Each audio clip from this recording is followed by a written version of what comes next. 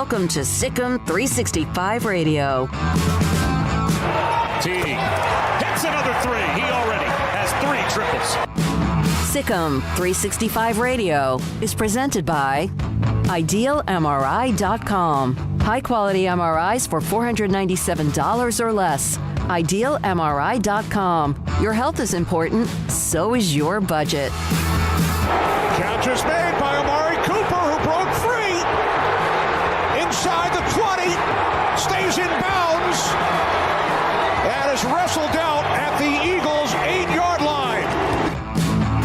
The 3 o'clock hour is sponsored by Waco Custom Marketplace. Meats, sweets, Texas treats, and a cut above the rest. 425 Lake Air Drive, Waco.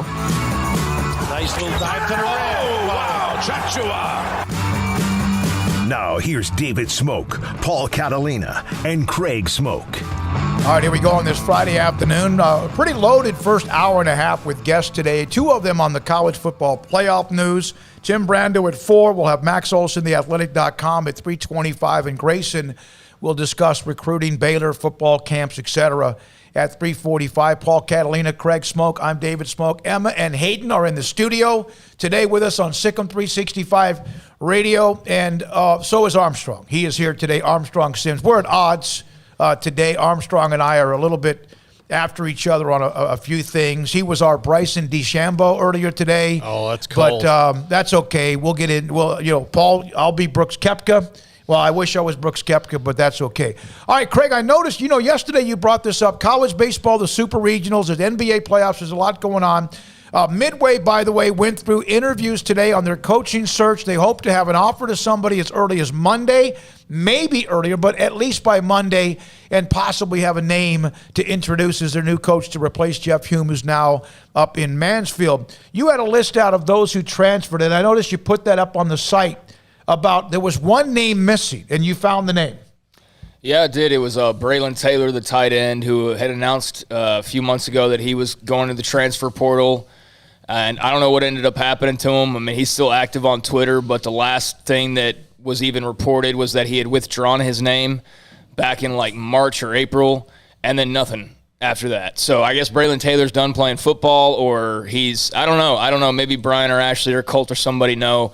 I didn't get the follow-up on that, but he did enter the transfer portal before exiting, but he's not on the roster. So, I guess he's the missing one that we were looking for. But, I had put out a list. I had mentioned it on the show yesterday, and I think Braylon Taylor was the missing body I was looking for. All right, so that fills the list. Charlie Brewer, John Lovett, Yusuf Terry, Logan Compton, Solomon Turner, Davis Duvall, James Sylvester, and Braylon Taylor. Those are the 8. Yeah, those are the 8 that have transferred since last, October 1st in that Athletic article. Mm-hmm. Those were the 8. And I made mention that there's only 8 schools in the Power 5 that have had the same, that have had fewer than 8.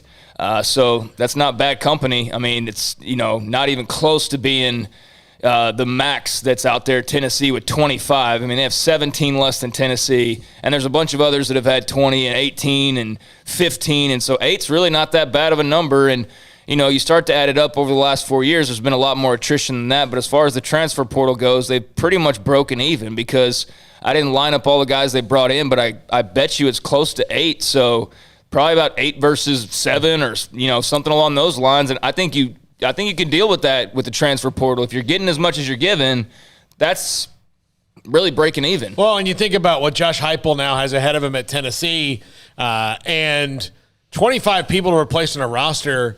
I mean, Baylor kind of went through that when Matt Rule was first here, and how you have to do that. And the thing is that you want to take good players, but eventually you just got to take guys who are good enough.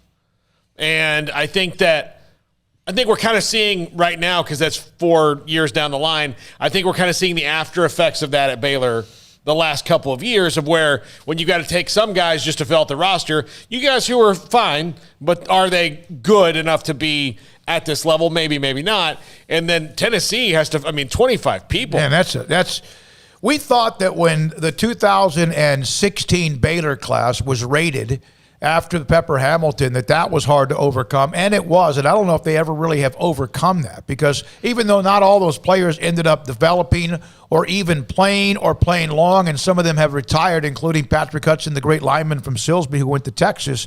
Man, I'm not so sure. I thought that was as much NCAA probation as you might need, was the fact that they lost what was probably their highest rated class ever because of Pepper Hamilton, because of the transition. You know, here's the thing is, if they come out in the next couple of weeks, next 3 weeks or so with this decision, and they have anything about scholarships on there, which I think is like really your biggest concern, that a bowl ban, you know, anything else, those are the things. Because I mean, like if they hit you with a big financial, you know, penalty, that's not really for the fans to worry about. I mean, the fans probably ultimately end up paying some of that with their donations and whatnot, but that's not really for you to worry about, because it doesn't so much affect what you're going to be watching.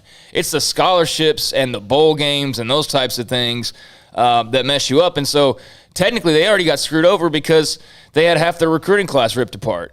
So, like, I don't know if the NCAA takes that into account. I doubt that they do, but I think that should be taken into account. The fact that you released basically everybody when Matt Rule took over, or when Jim Grobe was here, and, you know, a few guys decided to stick around, but for the most part, they all took off. They went to A&M, they went to Texas, they went Oklahoma State. Yeah, all over the place. So you already got hit with that at the very beginning, and then now, you know, you just hope you don't get hit with it again, because we saw what a wrench that threw into things. That meant Matt Rule had to come in here and try to find, you know, bodies basically at the very beginning. But yeah, you know, the question that was interesting coming off of that was, who of these guys actually matter? And I think there are some, but, you know, Charlie Brewer, we know his impact, but I mean, what else was he going to do here? I mean, really, what else could he really do? We saw him for 4 years. They played for a Big 12 championship, but like, I think we all are on the same page as far as it's just time to flip the page for everybody involved. And good luck to Charlie at Utah. So we'll see there. John Lovett, I think, would have been incredible in this offense. Yeah. The straight line speed. The one now? Yeah. Oh, yeah. He would have been, like, exactly what they're looking for.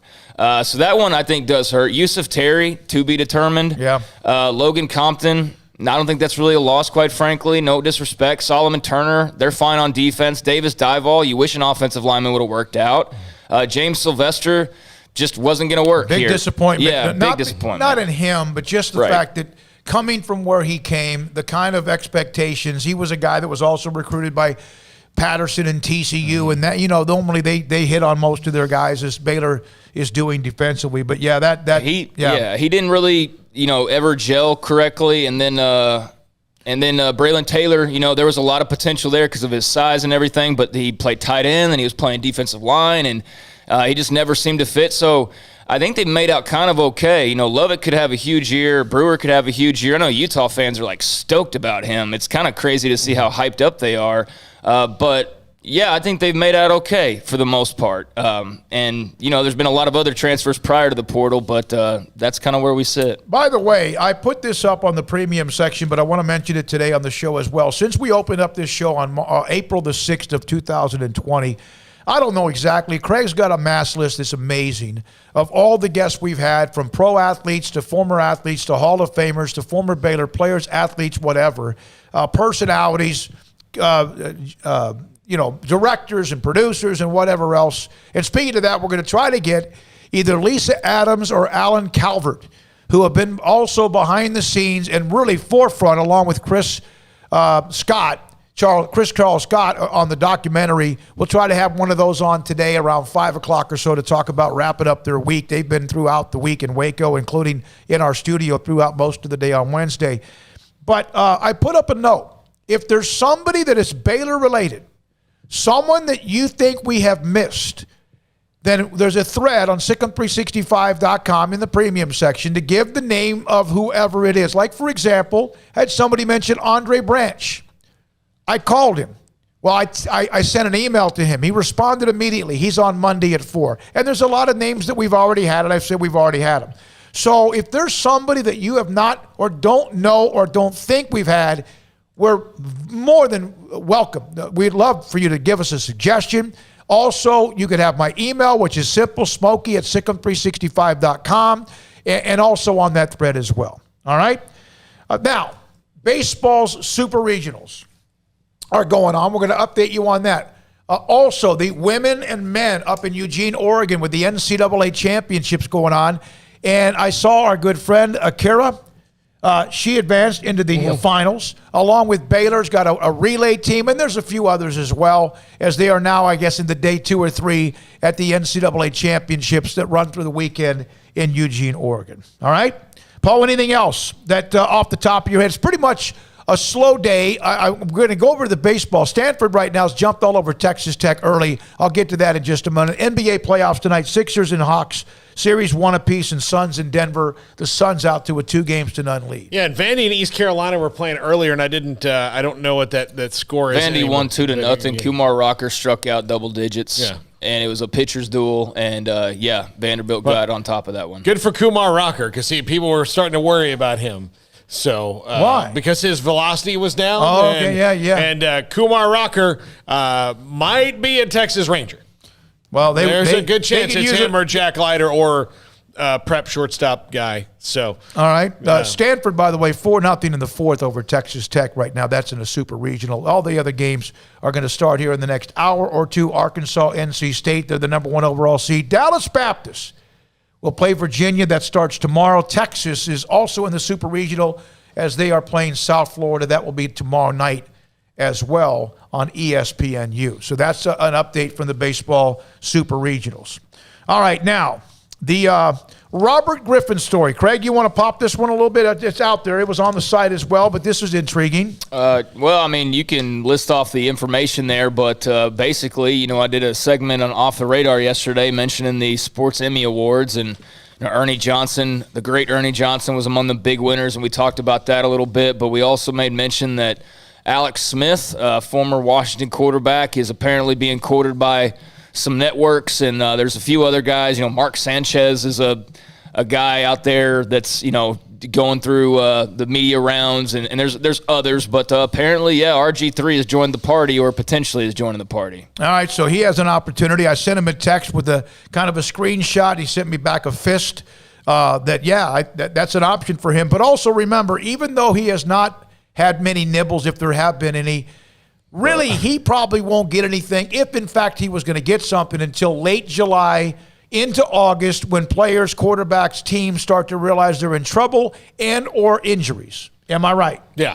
So, well, let's finish what we're talking about, because I just set it up for you to. Okay. RG3, so you got some opportunities. ESPN and Fox Sports have interest in signing him to be a broadcaster. He's done auditions with those networks. This is from Outkick the Coverage. This is from Bobby Barack.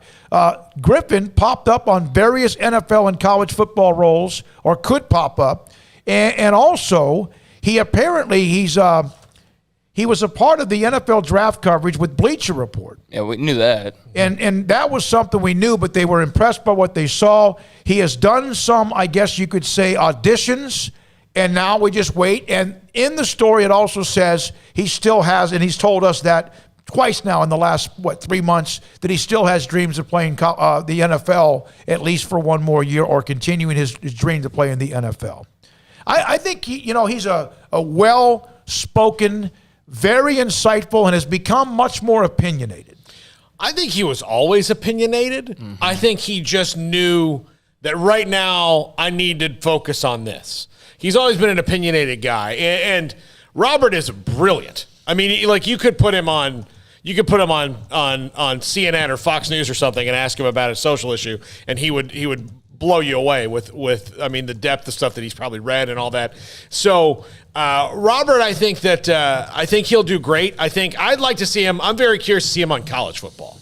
I mean, I know his opinions, and he'd be good on either one, but I'd like to see him on college football. I think he'd be. Where would he have more? I know it's not the word. Where would he have more of an impact? I think he's a Heisman Trophy winner. Yeah. I mean, that's the peak of what he's done. I mean, as far as athletic accomplishment, I would love to see him on college football. I think he'd be great on it. Yeah. Do I want to see Vince Young talking NFL? No, not really. No. I really don't. So, I'm not comparing RG3 directly to Vince Young, but I'm comparing how they're viewed. They're viewed as great all-time college football players, not great all-time NFL players. I think the NFL panel, you're occasionally going to have a guy who was not very well known but was in the league for like 15 years, some center or something like that. But most of the time, it's like name guys that you kind of know. Now, RG3 does have name, brand value. Like, people still know who RG3 is.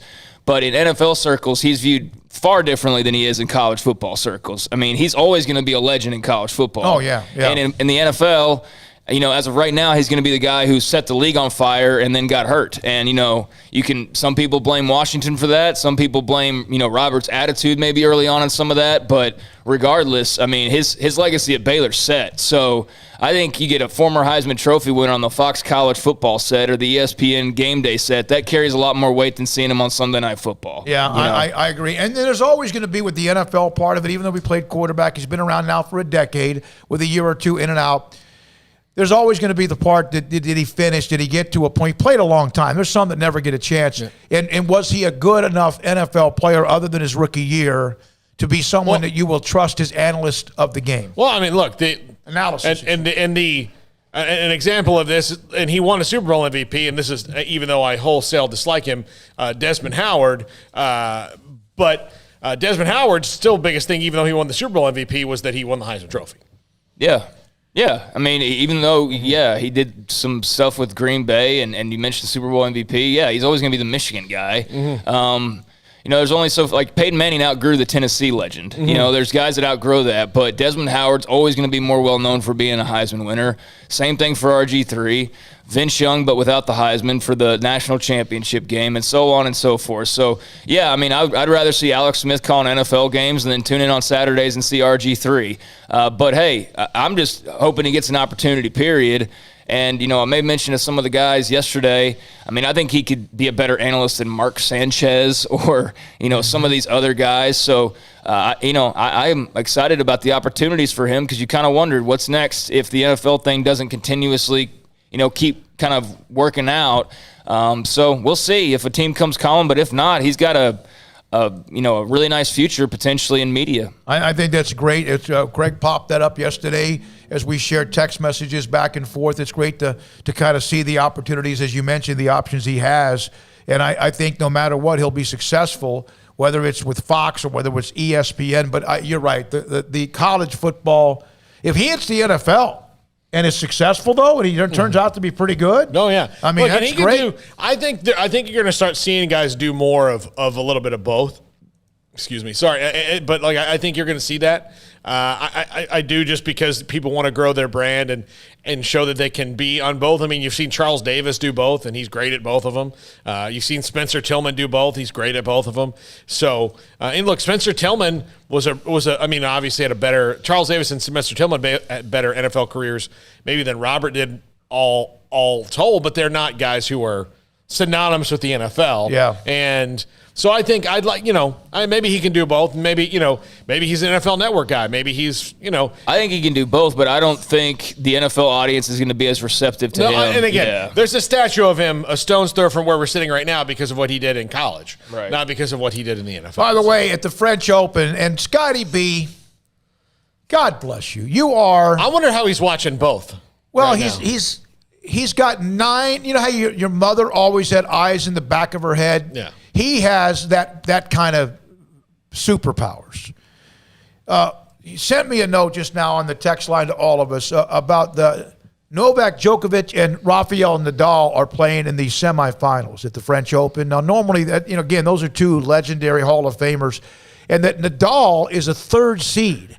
So this you thought might end up being a final, but it's in the 3rd set. They're tied 5-5, 1 set apiece. And so I wanted to open it up because, Scotty B, honestly, you're like a godsend. You really are with all the things. There are times I get so much from you, I sometimes wonder, do I thank you enough for some of the information? I don't know if you have 40, you're like Vegas and you have 17 flat screens in his house, or does he just have that ability to keep up? Because I would lose my mind with my attention deficit. No different than everybody with their setups on Saturdays. Add a little extra TV, move the one from the bedroom or something, and Armstrong and I spent the whole football season in here watching. Yeah, so watching 3 games at once. But no, Scotty's a valuable, contributor, no doubt about it, and a valuable listener. So I do appreciate the updates on the tennis front. Thank you very much, Scotty B. Again, it's 6-5 now. Nadal is up in that 3rd set. They are tied at 1 set apiece. From Daniel, I'd love to see Vince Young and RG3 call the Texas Baylor game some year. That would be fun. From TJ, he's talking about the documentary So, okay, so here what we have. Max Olson, theathletic.com, his thoughts of what he's chewed up, digested about the college football playoff expansion and what happened yesterday. Tim Brando, who's been a big fan of this, he'll come on with us at just after 4. And then in between that, Grayson Grunhafer. We're going to, I want to, 254-339-1122. Do you want to hear the Danny White interview or the Dale Hellestrae interview? Two different type of interviews that we had this week, former Cowboys quarterback and long snapper. Which one of those two do you want us to re-rack and run either at 4:30 or 5:20 today? What's your opinion on that, Paul? I think Danny White didn't get his proper lead in. Well, that was the day that we were pushed back because the studio was he didn't get his proper lead in. Basically, we came on the air, Said, you guys talked, and I was standing over here, and normally we would get like at least, even if we started at 4, we'd have half an hour to be like, hey, Danny White, as opposed to like, hey, we're on a documentary, sorry we're late. Hey, Danny, what's going on? I mean, that's how it was. Correct. So I think Dale ended up being the better interview, because of probably what Paul said, but I'd be totally fine with Danny White being re-racked. 254-339-1122. Which one of those two would you like to see us re-rack either at 4:30 or 5:30? And I say one of those two because we're also going to have somebody from behind the scenes, the documentary, either Lisa Adams or Alan Calvert. They've been behind the scenes and heavily involved in the documentary shooting as well. So we'll have that. That's the one, of course, on the Baylor Men's Basketball National Championship. Here we go. 254-339-1122. Max Olson, theathletic.com, is next on SicEm365 Radio. Right before we went on the air, I got a call from Dr. Gunn. You may not know who she is, and I didn't know who she was really until Rob Maxey, Dr. Maxey, and Al LeBlanc from Ideal MRI contacted me, and I've been telling you about that great place. You can save hundreds, if not thousands of dollars, and I'm not talking about car insurance. I'm talking about an MRI. An MRI on average costs $1,100. At Ideal MRI, your MRI will be $497 or less every single time, or less. That's more than half of what the average is. Less than half of what the average is. And it's Ideal MRI, Central Texas Marketplace, where you can get an MRI on something that really hurts, that are painful. Ligaments, muscle, whatever it might be. I've experienced their MRI machine, state-of-the-art technology. The staff is incredible. And then got the results, and it kind of what I expected on my left shoulder. And then I was able to send it off to my orthopedic surgeon, Dr. David Haynes, Southwest Sports Medicine. And now they are screening. I didn't even know this existed. They are now screening at Ideal MRI for fatty liver disease. How do you get fatty liver disease? You can be overweight. You can have a really bad diet. It can be somewhat with cholesterol. It can also be alcohol. There's a lot of ways that you may not even know it. And it's not just for someone who's like my age or even 40 or 50 or 80. It's also for young children, college. I'm talking maybe high school and college. Maybe as a mother, you're worried about that. Maybe you're worried about it. And Dr. Gunn with Ideal MRI can help. Dr. Gunn with IdealMRI.com and the screening can help you out. I got my results back. She called me right before the show. My results are fantastic. I never thought there was a problem, but I wanted to go through the screening, and you can at IdealMRI.com. Allen Samuels is celebrating Jeep Freedom Days. It's an exciting time for the Jeep Cherokee and the new Grand Cherokee. Built tough as nails and able to stand up to any challenging off-road trails or city roads, travel with the innovative technology to meet your lifestyle. Jeep, a great SUV. Allen Samuels, the award-winning customer service Central Texas dealer, the best place to get your next SUV. Located at 201 West Loop 340 or visit them online at AllenSamuelsDCJ.com. Allen Samuels is your friend in the car business. Come by, let's be friends. One size fits all. That may be all right for an adjustable belt or cheap sunglasses, but when it comes to your financial needs, no one wants a one-size-fits-all strategy. Ben Erlinson, your Edward Jones financial advisor, knows that his most important goals are yours. That's why he takes the time to understand your needs, knowing you. That's how Edward Jones makes sense of investing. Ben Erlinson, 100 North 6th Street in Waco, 254-759-8533. Edward Jones, member SIPC. From the first workout to the last practice, sports is an incredible challenge. Hi, this is Dan Ingram at the First National Bank of Central Texas, and we're proud to support each athlete, every parent, and our educators. From families, small businesses, to the biggest industry, we're here to help. With remarkable products like instant issue debit cards free at all of our banking centers, we've got banking ideas that fuel big dreams. The First National Bank of Central Texas. Familiar faces making local decisions. Member FDIC, Equal Housing Lender. Hey, this is Bryce Petty, former starting quarterback and two-time Big 12 champion, and I know firsthand the importance of being in top shape both on and off the field. So listen up, men. If you're feeling beat down day in and day out and looking for that high-performance edge that separates the men from the boys, then look no further than the Petty Clinic Low T in Waco. Petty Clinic is a comprehensive men's healthcare clinic with an atmosphere catering to men. Board-certified Dr. Kent Petty has a special interest in offering the highest quality medical care to men of all ages. Some of the services offered include screening and treatment for low testosterone or thyroid, infertility, high blood pressure, diabetes, high cholesterol, sleep apnea, while offering comprehensive wellness exams and complete men's health lab panels. High performance men, remember, it's not just a Petty thing. This is Bryce Petty, encouraging you to reach out and Google search Petty Clinic Low T or go to pettycliniclowt.com and get your complimentary lab screening today. Boots add protection. Good boots help you climb better and move forward faster. And when your son or daughter steps into the boots of a U.S. Army officer, they also learn how to lead. In these boots, they'll gain more confidence with expert training in one of more than 150 occupational specialties. In these boots, they'll stand a little taller and lead a team with diverse backgrounds and areas of expertise to successfully accomplish whatever challenge comes next. In these boots, they'll earn respect with valuable experience from day one that will give them solid footing for success into the future. Highly qualified candidates who earn a spot on our team can receive comprehensive health care coverage, college tuition assistance, and a bonus of up to $40,000. See all the things your son or daughter can achieve in our boots at GoArmy.com. U.S. Army Waco Recruiting Company, 254-598-8131 or 254-776-1543.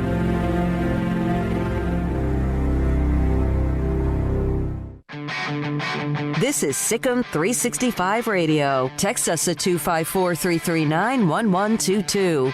The SicEm365 Radio text line is sponsored by Riverbend Liquor and Wine, with the most extensive variety of craft beer in Waco. A hidden gem on Lakeshore Drive and 19th Street. You know, I brought up that story, that the match between Rafael Nadal and Djokovic. The story is not that they're in the third set, 1 set apiece in 6-5 Nadal. The story is that it's 10:30 in France. Paul, they have a curfew at 11 o'clock French time. Yeah. Well, I guess they're going to start tomorrow morning. I don't know. And the fans are getting antsy, and so that'll be interesting to see what they do with these two greats, these Hall of Famers going at it, and the delay that might be 30 minutes from now. The fans might riot inside. Is it Roland Garros? Mm-hmm. Aren't you proud of me for that? I am. All the right. last thing you want is a bunch of angry French people. No, you're right. Because they'll probably want somebody else to start the fight for them. Now, also, we're now joined by Max Olson, theathletic.com. My goodness, Max, this escalated quickly with the college football playoff expansion. I think everyone, maybe not everybody, but a lot of people wanted it. I'm not sure what your stance was. Your thoughts about how quickly this might go from 4 to 12? Yeah, I'm happy with it. I mean, I think that there's certainly a lot of hypothetical ways you could go about doing this. There was a lot of attention on, are there going to be auto bids and all these details that come with it. I think the working group put this together really did a really impressive job, and I don't really think I don't personally I'm for this, and I don't find a whole lot to nitpick. I think they came up with smart solutions for some of the issues that in expansion. I think going with 12 instead of 8 makes a lot of sense when you kind of work through, what these brackets would look like from year to year, and I think the way that they went with the top 6 conference champions, solves a lot of problems in terms of, rewarding conference championships and also rewarding the best group of 5 teams. So I'm happy with it. I wish it were the law of the land, starting this year. I mean, I think it's really exciting. And I think that, the way that it opens the door to so many more programs to actually care about this postseason, I think that's a huge factor. Max, I know that there's still more work to do and hammer out some final details on this, but they wouldn't have come out with this if they didn't intend to do it, right? Right. Yeah. This is not, and that was one thing that was so impressive yesterday was that this is really seriously just a fully formed idea. This is not, well, hey, we're going to go with 12 and we're going to go back to the office here and get back to work on what 12 looks like. This is a very clear plan with kind of answers for all the dilemmas that come with it.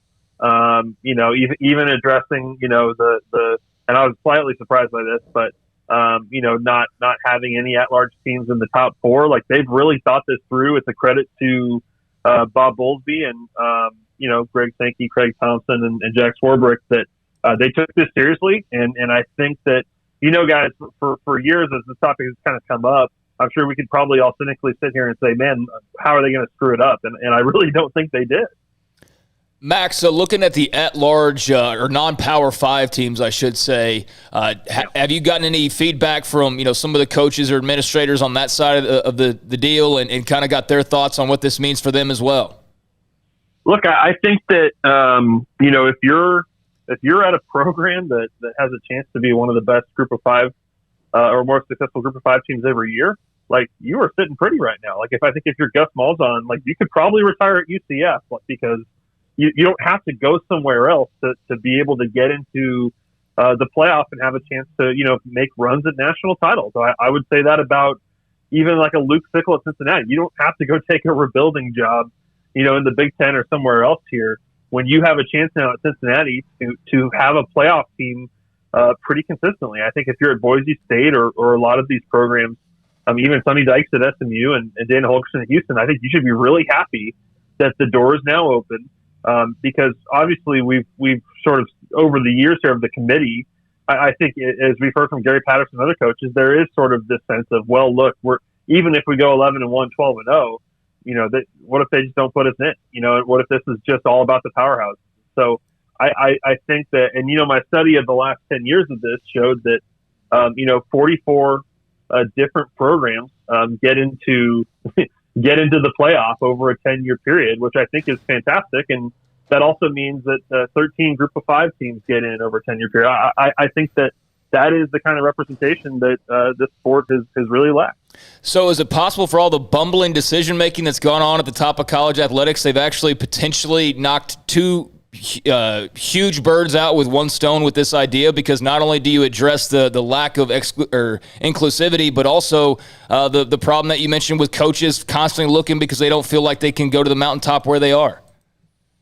Yeah, I mean, there's a bunch of these that I think you could potentially solve. I mean, think about when the Cotton Bowl, with Oklahoma and Florida, right? Like if you're doing that bracket this year, Florida's the 7th seed, and they've got something to play for. Like those guys are not all opting out and going pro, and that playing like a bowl game that just doesn't matter, like they did against Oklahoma. Like I think this is part of it too, that there is real incentive for these guys to stay and go try and make a run in the tournament here, as opposed to getting ready for the draft. So I think that part of it also, I think that matters a great deal. And then I think just overall for the sport, look, I still think the 4 or 5, top teams in the country who are getting all the best recruits are still going to be making the top 4 all the time and be winning titles all the time. But I don't think this is going to dramatically change the power at the top, at least not right away. But I do think there is a lot of fatigue among folks who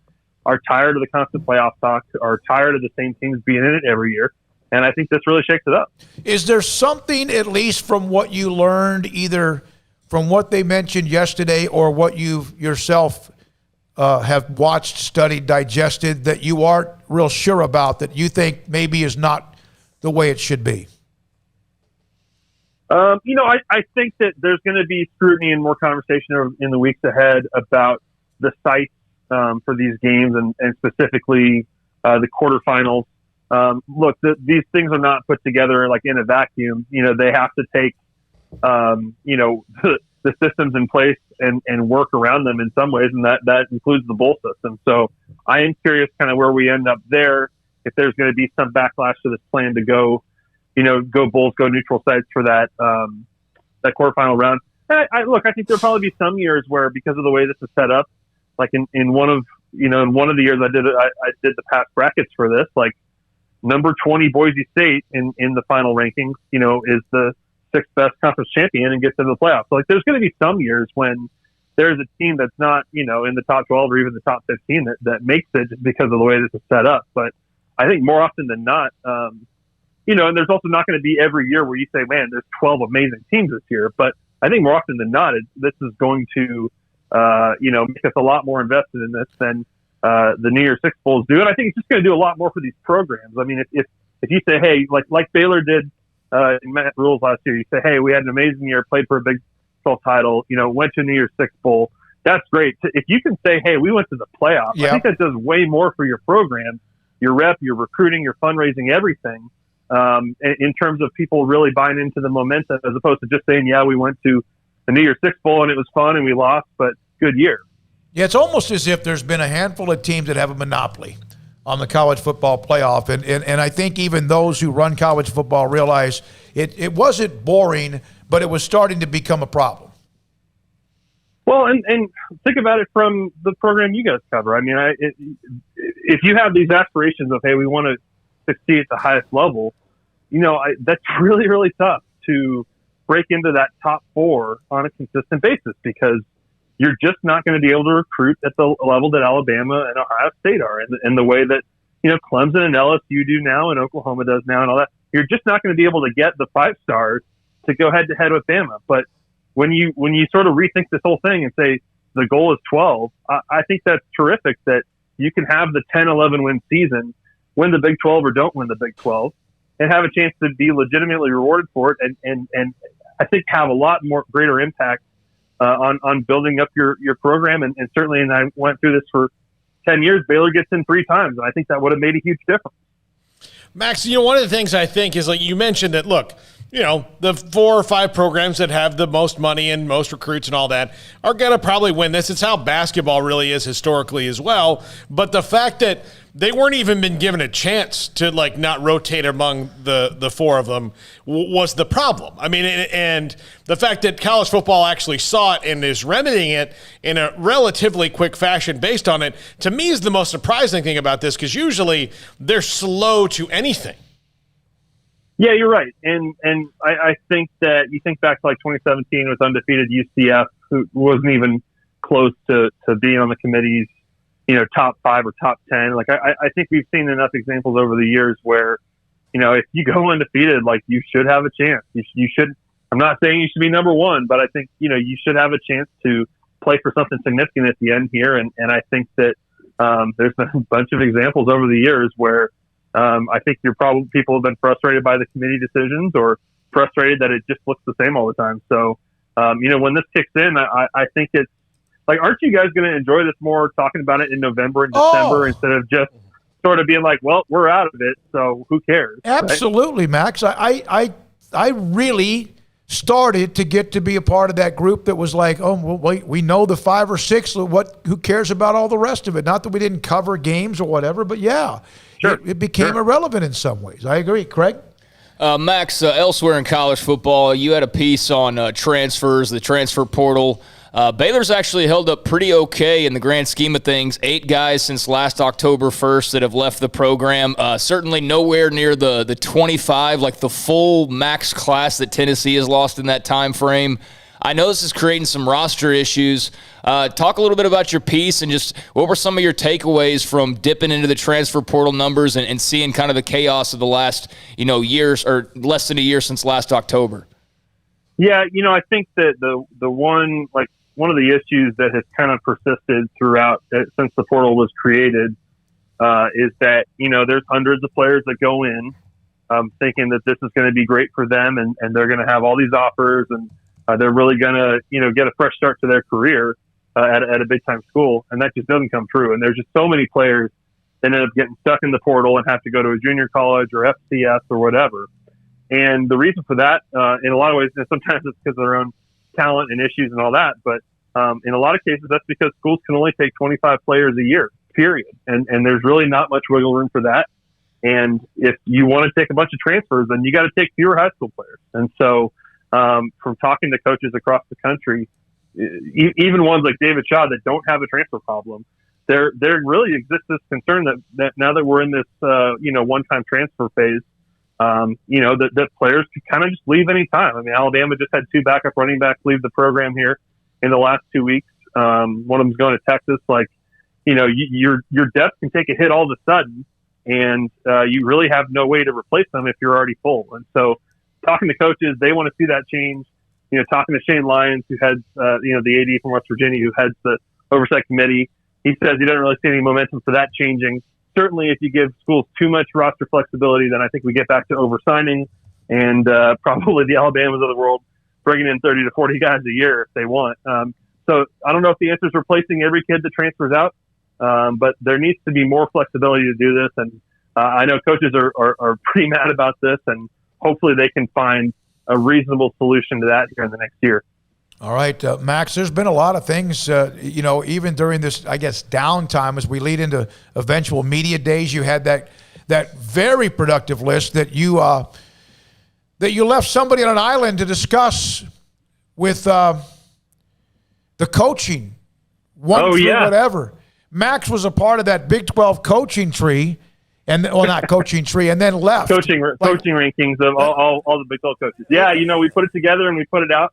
And then you texted me if I could come on the show, and I was going out of town, didn't know if I'd have good service, and I said I'll let Sam sort of fall on that grenade for me. That got a lot of feedback great on the teammate. site. No, yeah, he was, and it was a great list. We loved it. I'm glad we had a chance to visit with it about Baylor's coaches outside of the 2 or 3 that were obvious or the 1 or 2 that were obvious on the list. So that got a lot of discussion. Get rest, man, and because football season's coming, and now with all this news, what's going on with the possibility of the expansion of the college football playoff makes it even more exciting. Thanks for your time. I think that. That's Max Olson, theathletic.com, usually with us during the season on Thursdays, with us on SicEm365 Radio. When we come back, Grayson Grunhafer, SicEm365.com recruiting analyst, also a part of the co-host with the Bearcast with Craig Smoak every Tuesday that goes up. And then Tim Brando, the college football expansion has been something, or at least playoff expansion, something he's always discussed. Much more to come. 254-339-1122. You want Danny White or Del Hellespray re-rack from earlier this week. We got a couple of votes for Danny White. SicEm365 Radio. Riverbend Liquor and Wine. One of our coworkers is off today, and won't mention who, but he was asking me, hey, I want to get a bottle of something, and where's a place that got good prices? I was like, well, Jack, you should know. Riverbend. You listen. I said I didn't say his name. I didn't. But I said you should know. You should know where to go. Riverbend Liquor and Wine. They've got great selection. They've got great prices. They've got just unbelievable customer service. Whether it's craft beer, spirits, wine, whatever it is, they're going to set you up there. And the walk-in fridge with the craft beer, it's that time. Look, we're about less than a month away from the 4th of July. You're going to want some good craft beer for that. We'll go to Riverbend Liquor and Wine and check out what they have, because it will blow your mind, the different kind of varieties that they have. Great deals on balconies. They still have the single barrel balconies that you can just get at Riverbend Liquor and Wine. They've got that there. And again, that drive-through window is super, super fast. I think there's only one place on earth I've seen that's faster than that, and they make chicken. So Riverbend Liquor and Wine, Lakeshore Drive at North 19th Street. Find out more on Facebook and Instagram. I hate my job, but I don't mind getting up in the morning. I dread each day, but I can't wait to get out of bed. You ask me why, and what I'll say to you is true. Well, you can get breakfast tacos at Rudy's Barbecue. Scrambled eggs and brisket, they ain't fooling around. Salsa drap, son, they're the best in town. Barbecue for breakfast, yes, it's true. Put a smile on your morning at Rudy's Barbecue. Next in line. Let Camille Johnson Realtors guide you seamlessly through the process of buying your dream home or selling your current one. Commercial, farm and ranch, or residential, Camille Johnson Realtors can smoothly and successfully lead you through any transaction. With a team of 28 experienced agents who are excited about serving you, Camille Johnson Realtors services the entire greater Waco area. If you're in the market to buy or sell, contact Camille Johnson Realtors, 104 Midway Center in Woodway, or find them online at www.camillejohnson.com. Camille Johnson Realtors, elegant, charming, warm, welcome home. Do you or your kids get nervous about going to the dentist? Stonewood Dental, Dr. Steve Childress, he can help. I've spent a career taking care of patients who as children had bad experiences, and now they're adults that hate going to the dentist. If I get a kid at 3 years old and they come every 6 months and it's a happy experience, it's normal for them. Now they have an accident at 6 or 7 or 8 at school. Now they have a broken tooth or a trauma, and they have to come here. They're used to lights, they're used to water in their mouth, they're used to experience, they already trust us. It's amazing what we can do with that kid without it being a negative thing. But if I see a 6 or 7 or 8 year old that's never been to the dentist, and now they have a trauma or an unfortunate unexpected toothache, it's harder to do that for that kid and it not be somewhat of a negative experience. So bottom line is I try to teach kids and adults and teenagers, everybody, the way I'd want my family treated, which is where it's a necessary part of life. You just take care of it. It doesn't have to be that big a deal. Learn more, stonewood-dental.com. Texas Farm Bureau Insurance has protected fellow Texans with auto, home, health, and life insurance since 1952. With more than 260,000 square miles of land and 27 million people, that's a lot to cover. Whether you're wrangling cattle or wrangling kids, we're proud to protect Texans in all Texan ways of life. Stop by and see our agents at one of our 3 McLennan County locations. Coverage and discounts are subject to qualifications and policy terms and may vary by situation. Southwest Sports Medicine and Orthopedics, the team physician of Baylor Athletics. Our doctors specialize in the diagnosis and treatment of any and all sports-related injuries. Celebrating over a decade of service in Central Texas, our doctors are equipped to handle a wide range of issues, whether it's your foot or ankle, orthopedic spine care, your hand or wrist, knee and shoulder pain, or if you're in need of our arthritis or total joint clinic. Come see us at the new Baylor Scott and White Ted and Sue Getterman Sports and Orthopedic Center. Trusted doctors at Baylor Trust, Southwest Sports Medicine and Orthopedics. Our goal is to get you back in the game. Travel is back. Hit the road with big savings during the summer savings event at Richard Carr. The road is waiting. Explore America again in the space, safety, and luxury of a Buick SUV. And during the Richard Carr summer savings event, current Buick or GMC owners get 16% off a new 2021 Buick Encore, 13% on Encore GX, 9% on midsize Buick Envision, or 13% on a full-size Buick Enclave. Summer travel is back at the summer savings event going on now at Richard Carr. At Richard Carr, we give you more. Welcome back to SicEm365 Radio. It's time for our weekly segment with Grayson Grundhafer of SicEm365.com. Brought to you by Pioneer Steel and Pipe, where customer service is their main focus, and best in metal, steel, and pipe for large or small projects, with 2 locations in Waco and Bryan. Family owned and operated since 1943. Grayson Grundhafer, SicEm365.com recruiting analyst. He and Brian Etheridge are amazing when it comes to the camps. Paul, you producing this weekend? Yeah. You doing something with that? Jack is out. Armstrong is about to be out for a little bit, but there's another camp coming up this weekend. Grayson joins Craig, Paul, David Smoak on SicEm365 Radio. Grayson, who is more excited that the camps are back? Combination of you and Brian, coaches, or the kids? It's got to be Brian. It's got to be. I don't even think that's a question. We are so thrilled with this. Obviously, everyone is excited about it, but Brian and I mean, we have gone to these camps over the last few years. Obviously, last year was kind of not a lot happened, but we've been really going to these camps and trying to cover them as best we can for a few years now. And that's been a lot of fun. I'm sure the coaches are obviously extremely excited as well. And the players, I mean, you're seeing it on the recruiting trail. I mean, kids are going to camps and getting offers immediately. It happened with Baylor last weekend. It's been happening at A&M, at Oklahoma, at Texas. Kids that are kind of underrated, under-recruited are showing up at camp and, putting up big-time 40 times. And that's definitely earning some hidden guys offers. Grayson, who's coming here this weekend that people need to have an eye on? Yeah, so I mean, there's a couple names that are going to be at Baylor this weekend. Obviously, there's going to be a bunch of guys who I don't even know are coming, just because that's just typically what happens. But there's two names in particular that I definitely need to mention. So the first one is Colton Thomason, and he's a offensive lineman at Smithson Valley High School, which is in the San Antonio area, Spring Branch, Texas, technically. But this kid has been coming to Baylor camps for about 3 years now. And he showed up when he was a freshman. I actually think he might have been an 8th grader. And he was like 6'6", 330 pounds then. And now he's up to about 6'8". I think he's still right around 330 pounds, but he's put on such good weight. He's got A&M and Texas offers over the past week. So his recruitment's really starting to pick up since he's been going to these camps. And he'll be at the Baylor camp this weekend, and I fully expect him to get an offer. I just think he's a guy who he's liked Baylor for a while. Baylor's been kind of following him for a while, so he's a big name to definitely watch. And then the other name is actually a guy who's not going to be camping this weekend. He's just coming on an unofficial visit, and that's Arlington Seguin wide receiver Xavion Bryce. He's a Kansas commit as well currently, but he went to the SMU mega camp over the weekend, dropped a 4.47 40 time, and now everyone is trying to talk to him.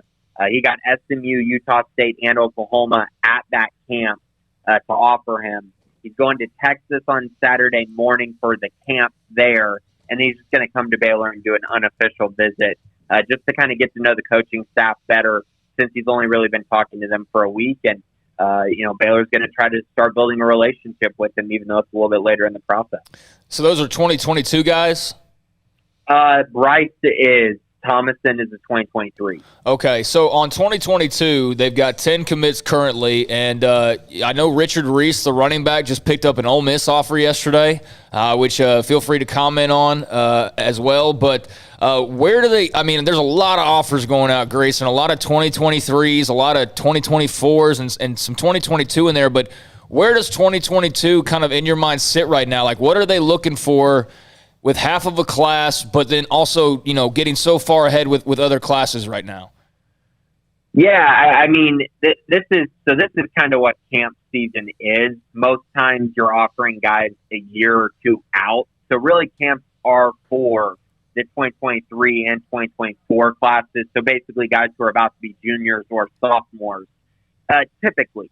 Obviously, this year's a little bit different because a lot of kids weren't able to go to camps. There were no camps last year, school camps, that is.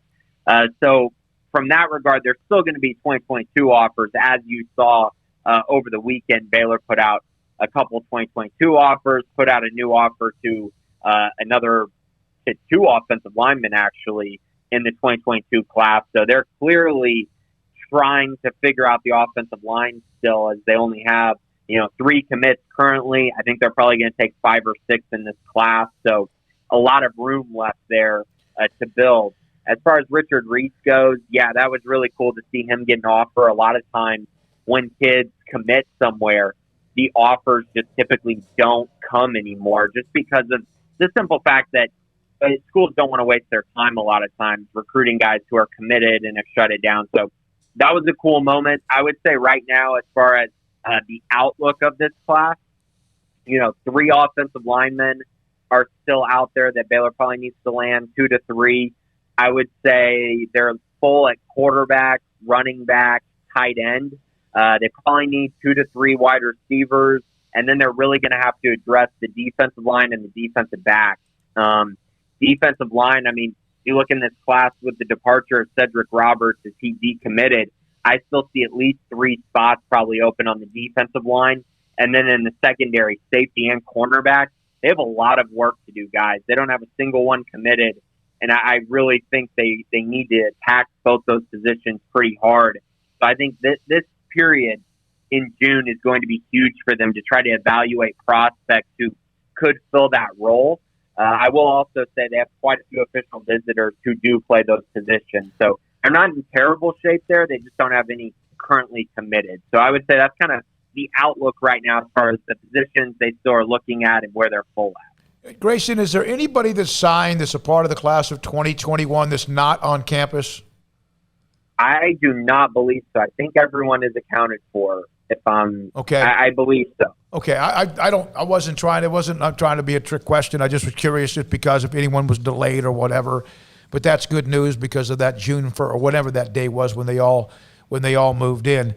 So, do you like now with what they have with the coaching staff, and you now know the personalities and the newest names with Mateos and obviously Grimes and Stuckey and who am I missing? There's a corners coach Curtis. The mixture they have. Do they have a better recruiting staff now than they've had since maybe that? Well, in quite some time. Yeah, I would say that. I would also say that, everyone likes to just give credit to the coaching staff a lot of times, and they play a huge part of it. Position coaches, obviously, that's key for a guy to feel comfortable with who his coach is going to be. Also, the recruiting staff in general. I mean, when you talk about James Blanchard, Vince Ginta, Aaron Hunt, Brian Nance, those guys really do a good job behind the scenes and building those relationships so that when they do start talking to the coaching staff, they already have a relationship with Baylor. And that just continues to feed into kind of the staff they have in general. And yes, I believe this is probably the best built staff from a recruiting perspective they've had in a really long time. I don't even know, I wasn't here covering Art Briles when he was here, so I can't really speak to their recruiting staff. But if you're going to look at kind of the rankings and the kind of guys they're going after, this staff is doing a great job. And obviously they have a lot of holes to fill still in this class. But I feel really confident that they're going to be able to do that. They really have narrowed their targets down. They're evaluating well. They're finding guys early. And obviously once you start winning games, everything becomes much easier. And so working with 2 wins and still having a class like this is pretty impressive. And if they can get on the field and win some more games, they might be able to flip guys late or at least be in a better position with their higher-end targets.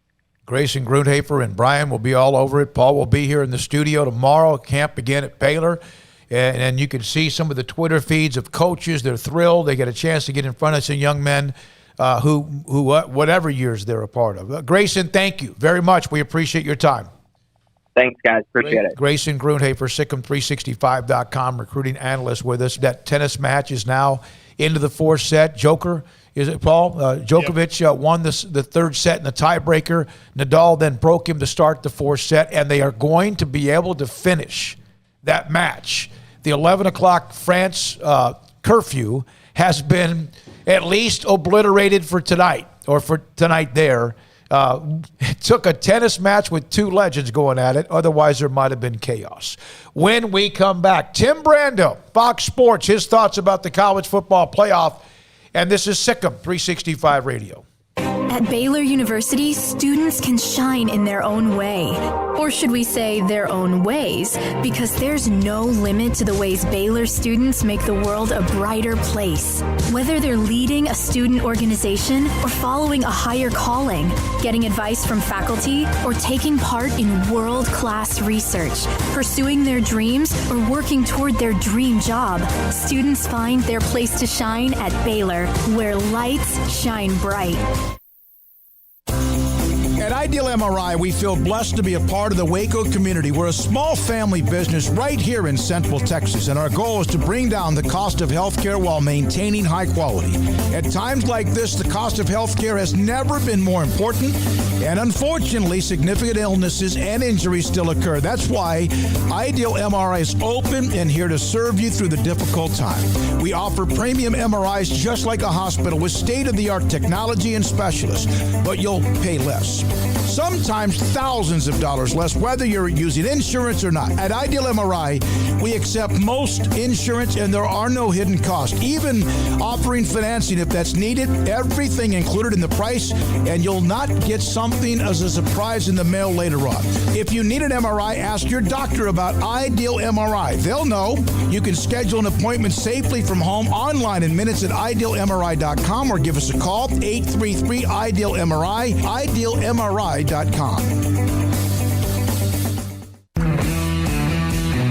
At Marco's Pizza, get craveable pizza made the Italian way with dough made from scratch, an original sauce recipe, 3 fresh signature cheeses, and premium toppings you love, served hot and safe. Right now, you can get unlimited medium one-topping pizzas for just $6.99 each. Why stop at just one? Order with your app or at marcos.com for curbside, carryout, or delivery today. Marco's, pizza lovers get it.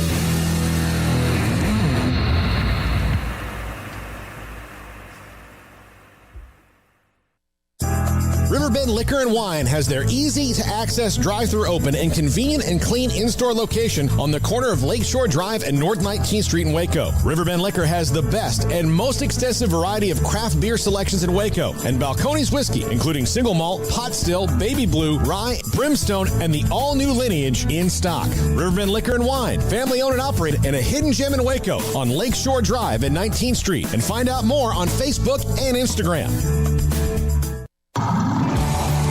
It's time to fire up the grill, heat up the oven, or get that deep fryer going to enjoy the top quality products at Waco Custom Marketplace. Order 30-pound sacks of live crawfish by 6 on Wednesday. Pick up on Friday afternoon after 2 or Saturday. Enjoy the weekend. 30-pound sacks of live crawfish available right now for $4.25 a pound. Find all the crawfish boil ingredients you need, including red beef potatoes, sausage, corn cobettes, and Louisiana boil seasoning. Make your order for live crawfish by Wednesday at 6. Pick up on Friday after 2 or all day Saturday, and enjoy the weekend. Waco Custom Marketplace, your home for fresh baked kolache, cinnamon rolls every day. Butcher shop to cut your steaks the way you want. Fresh seafood, summer sausage, boudin, house cured and smoked bacon, spices, seasonings, soup mixes, and more, and weekly gift boxes for any occasion. Waco Custom Marketplace, 425 Lake Air Drive in Waco, or WacoCustomMarketplace.com.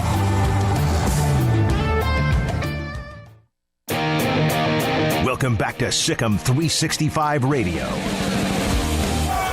Look at this. 2 to shoot. Mitchell drains another 3.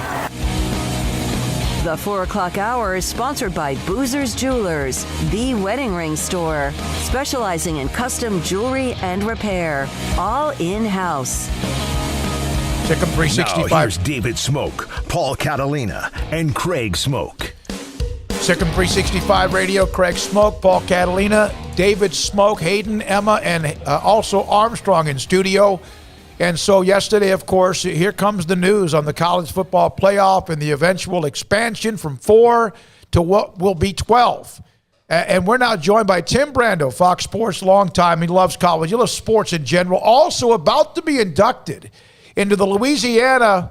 Is that, Tim, is that the Media, Radio, TV Hall of Fame? What is that? No, it's the Louisiana Sports Hall of Fame. That's awesome. Yeah, it encompasses all sports, and those that have followed it, they have an award named after the great Dave Dixon, who was the founder of the USFL and helped make sure the Superdome was built, along with the late Governor John McKithen back in the 70s. And they have a Distinguished Journalist Award that they've given out routinely through the years. But what makes this one extra special for me is that because I'm 65, I don't know how you feel about Halls of Fame, but to me, when you start getting that kind of recognition, that means the end is near.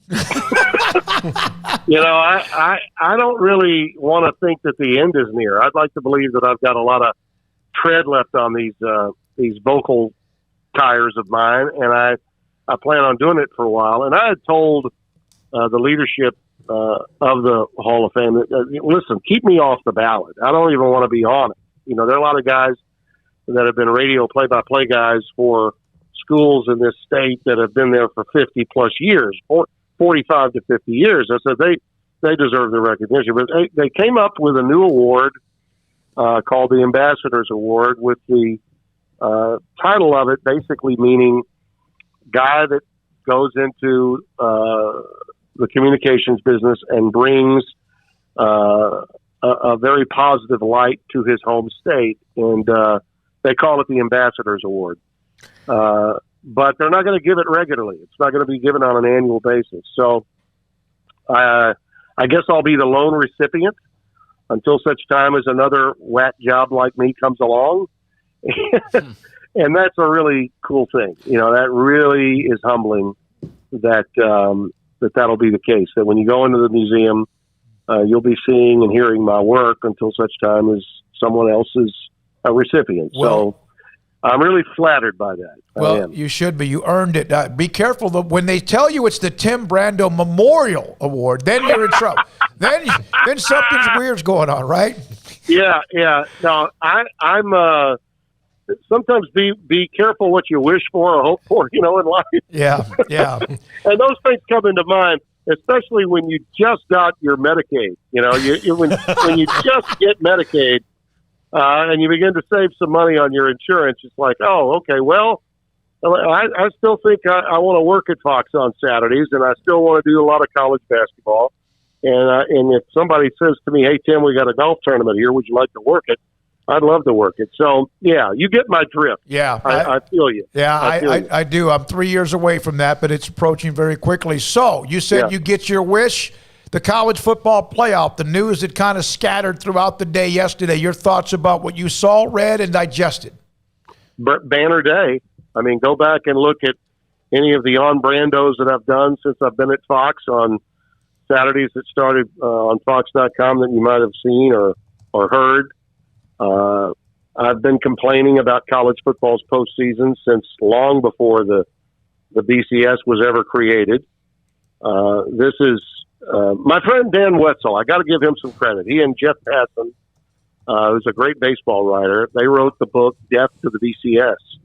And I remember during that period, my radio show was in the middle of its 14-and-a-half-year run, and I routinely had those guys on the show, and we just were pounding the gavel, every day, over and over and over again. And and listening to that teleconference yesterday, I'm sure Wetzel was probably thinking, and I certainly felt like, oh, okay, yeah, I remember talking about that. Oh, yeah, that's right. That's what we said 15 years ago. They're finally coming around. This is finally happening, and it's really gonna transform the sport.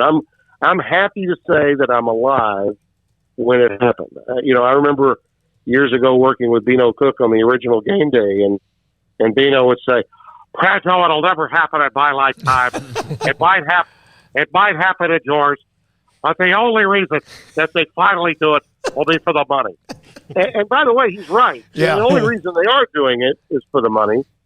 But as I like to tell these traditionalists, these fans, and a lot of them are well-meaning, and I get some of their points of view. I do.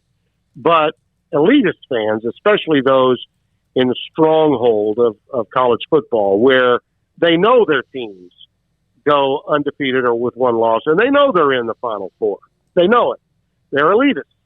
They don't want to have their teams have to play any more games. They want the easiest road to the national championship. Well, college football, before we had the Coalition, Alliance, and BCS, we gave out 3 or 4 national titles. We were doing it with every imaginable poll in creation. Okay, you could make up a poll, award your team a national title, and trust me when I tell you, all those titles. What do they put it on the Alabama helmet now? 17. I think it's 17 on the Alabama helmet. Okay, we could poke holes in about 5 of those. Okay, because of the way they got them. Now, granted, some of they didn't win national titles a few years when they should have, okay, when they were the better team. But the wire service polls and the writers were against them because of, among other things, the politics of the time. So it works in a variety of ways. There's no question that each move that was made has been a move to a better choice. The BCS was horrible. The college football playoff, a little better. It granted some more access, but it didn't deliver what they told us it would. They told us it would be a true playoff, and it wasn't. They told us that we would have a system that would be equitable, and it wasn't. It was a private club, a pure playoff privileged party. And now with 12 teams, and look, the good news here is that even those elitists, all right, are going to be rewarded because it took some younger leadership among college football's commissionership to get this through. You know, I don't think that, maybe 10 years ago we would have been able to pull this off. Greg Sankey of the SEC, who publicly had said, no, there's been nothing wrong with we're very happy with 4, and we see no reason why 4 doesn't still work. Well, you saw what happened. He was saying what he needed to say for his constituency, but behind the scenes he knew, particularly in the wake of the pandemic and all the money that everyone was hemorrhaging, that something had to be done. And without his stewardship here, I don't think it does get done. Congratulations to all the commissioners, okay? And there are 3 new ones, Big Ten, ACC, and, of course, Greg Sankey, who's sort of the dean now, and he only replaced Mike Slive a few years ago. So they all worked hard at it, and I think some of the commissioners outside the Power 5, like Mike Oresco of the American Conference, who I think that one league did more to dismantle the 14 playoff and move to 12 than any other league. Craig Thompson, who's been in this business about as long as I have, out in the Mountain West, was pounding the drum big time behind the scenes. So all of those people, got together and really toiled for about a month and a half to put something together that really was for the presidents who ultimately have to sign off on this. There's absolutely no argument against it. It wouldn't have been announced if the presidents hadn't already privately signed off on it. So it's going to happen. The only question now is whether it'll be in 2023 or 2025. But we all owe those people a great debt of thanks because they had their minds open, they had their ears open, they listened, and just like I said, within this decade, there were a lot of deaf ears. There was a lot of tone deafness coming from those in power within intercollegiate athletics on this.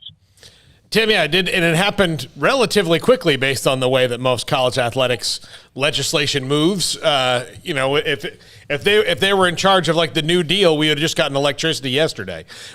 So remember this. Okay, I'll take you back recent history. How did we get rid of the BCS? We got rid of the BCS because of a god awful championship game when they put together a rematch between Alabama and LSU. And it turned into a 21-0 snooze fest, and Oklahoma State was locked out because they had lost a Thursday night game in Ames, Iowa, and they had just lost their women's basketball team had just been in a plane crash days earlier. I'm telling you, we would not have seen that change to 4 had it not been for the pressure put on in the aftermath of that debacle. So what do we have this year? We had another debacle. And we also had a lot of schools, and because of the pandemic, a lot of networks, a lot of people, everybody lost money. I mean, everybody did. And I think it takes a strange set of circumstances for any change to take place. But I'm crediting those in charge this time a lot more, fellas, because to go from 4 to 12 was even outside my realm. Mm-hmm. Okay, I told everybody that suggested more than 8 that I'm sorry, in today's current climate, you're not going to get anything past 8. And I was wrong. And I was wrong because a lot of guys in leadership positions thought big picture. This was something that they felt mattered beyond just what's right in front of us. Why go to 8 when we can go to 12 and make more money now? We need the money now. And that's what they chose to do. And by the way, even though it's for money, think about the opportunity and the inclusion and what it will mean for some schools to just get into the playoff for the very first time. Yep. It's not always about who wins. Who wins the championship doesn't matter. If anybody says, well, it'll still be the same teams at the end, who cares? Nobody cares. It's the construct that matters. It's the opportunity and the inclusion that matters. When Maryland-Baltimore County won that playoff game, that tournament game, a 16-1, nobody thought they were going to win the national championship. But is it one of the most memorable moments in the history of college basketball? I think so.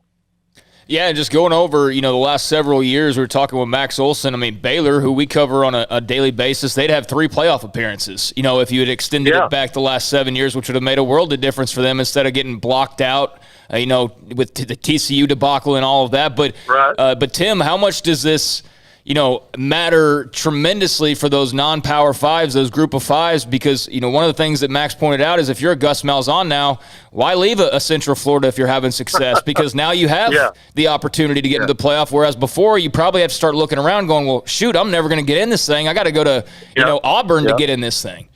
Yeah, no question. Look at the last handful of years, and again, I pointed out Mike Oresco, the commissioner of the American. Look at the teams, okay? Houston, Memphis, UCF, Cincinnati. Mm-hmm. Okay? All of them. All of them had chances. And all of them were legit. I mean, Cincinnati would have beaten Georgia last year in a New Year's Six game had they been able to operate the clock properly in the last minute and a half. Okay, that game, even though Cincinnati didn't win it, I think that helped push this a little bit. It did. A number of things figured into the equation here. That was one of them. The biggest one, though, was the awful rating, and it was an awful rating for the Alabama-Ohio State National Championship game. You can't get 2 bigger names in college football than Alabama and Ohio State, and the rating was awful. Okay? It was off 25%. Part of the reason for that was the disinterest and the disjointed nature of college football's layoff between games that matter and the playoff and the championship, and it being surrounded and engulfed by the NFL playoff structure. The media basically dismisses college football once the NFL playoffs begin. And now, because the NFL has chosen to add another game, add to their playoffs, they moved the calendar back, and it enabled college football to have bigger games that matter more in the month of December and maybe even own that month and own a better part of the early portion of January. Just a very shrewd and smart move on their part. And that's been the issue here. College football fandom, where you are in Waco and where I am in Louisiana and Alabama and the Sun Belt, the Rust Belt, we love college football. It's not us that's been lost, okay? It's the East Coast and the West Coast, which has a lot of households that have checked out for a long time. They have not cared about the game. And we lost a lot of juice as a result. And this is about bringing casual fans to the sport we love. And the other thing I love about this, the format will enable the teams during the regular season that prove themselves to have an open date. So don't tell me the regular season doesn't matter. Top 4 get an open date. And 5 through 8 will be at home. Mm-hmm. And they get to play on campus. Think about how big that'll be for on-campus sites to have a part of this. And those teams that are in the 9, 10, 11, 12 hole, if either one of them wins, any of them happen to win, it'll be like winning a national title for a lot of those teams. And the other factor here, and the selling point on this, I know, had to be, not only does it open it up for a group of 5 team to get in, it will eliminate the group of 5 and Power 5 analogies. You know, this complete dissing of all those not Power 5 needed to end from the start, and now it will. And I'm not here to tell you that 2 non-Power 5s, as we know them, will get in every year. I don't think they will, but there will be an occasion where it does happen. Consider the year when both Memphis and UCF were undefeated going into the game, and they played one of the best games ever. Okay, there's a chance that two could, but there's a better chance that the Big Ten, the SEC, and the Big 12 could get 2. Okay, they could get 2. Think of what that means monetarily for those leagues. Tim, is there anything that you have read or watched or seen that you would change that would put a Tim Brando asterisk on it? With regard to the changes that have been made or proposed to this point? I know how a lot of that, probably the most criticism I've heard has been about not using the campuses for 2 rounds and enabling the bowls for both the quarterfinals and semis. I have no problem with the bowls being taken care of. I don't. I think, as Bob Bowlesby said yesterday, a cadre of new fans having an opportunity to see games that matter in college football is a great thing. I think, for instance, Notre Dame, although they are not in a conference, if they choose to go into a conference, it has to be the ACC. They signed a grant of rights. That's the only way for them to be in the top 4. But for Notre Dame, getting to play a home game as the number 5 team, let's say they go undefeated, they could never be ranked in the top 4. Best they could do was 5. Well, for them, a home game financially means more than having a bye week. Yeah. And that home game basically is their conference championship. You know, you can look at it that way. Some have argued, well, there's too many games. Well, not really. It would be very rare for a team to have to play 17 total games. We're looking at, the top 4 teams really don't, they're not going to play any more games than they currently play. The second realm, 5 through 8, could play a 16th game instead of 15. We're at 15 now. To win it all, if you're in a conference, you have to play 15. And though if any team comes from that 9 through 12 range, you're talking about a 17th game. But that is very, very rare. It'll be, when that happens, there'll be a seismic reaction to it around the world. But I still don't think it's a problem. And they've been able to use the calendar well here. I really don't have a criticism. I really don't. My only curiosity, I do have a curiosity, and you guys need to watch this. And granted, full disclosure, I work at Fox. There's a lot of television rights negotiations to take place between now and 23. The Big Ten deal's got to be done before then. And before 2025, you're looking at all the conferences, okay? And ESPN and Fox share the rights with those conferences that rights will be coming up, including the Big 12, the Pac-12, and that's heavy duty. Will this now need to be a 2-network, 2-entity enterprise? That's going to be, I think, the hook to all of this. Will we see more than one network involved? Certainly the ball is in ESPN's court right now. They own the rights, so it's up to them to, as they say, pay the fiddler because they have control of it. But there's a lot of money out there, and our industry's contracting, and people are spending money now on NHL rights. You got to re-up the NBA. They just re-up the NFL. But that's the thing to watch here. And I can't speak to it because, I'm not the organ grinder. I'm just the monkey. But with 12 teams involved, I think there's an opportunity here to see this thing move beyond just one network partnership. And we'll see if that transpires. Even if it doesn't, though, okay?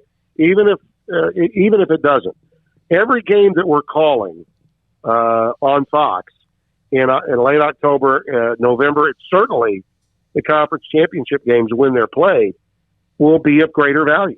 Every game, think about the teams that may be ranked 20th, 21st, 18th, 19th, and we're in mid-October.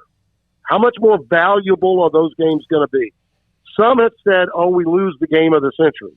We won't have an LSU-Alabama game in November that matters as much as they used to. Well, okay, I'll give you that.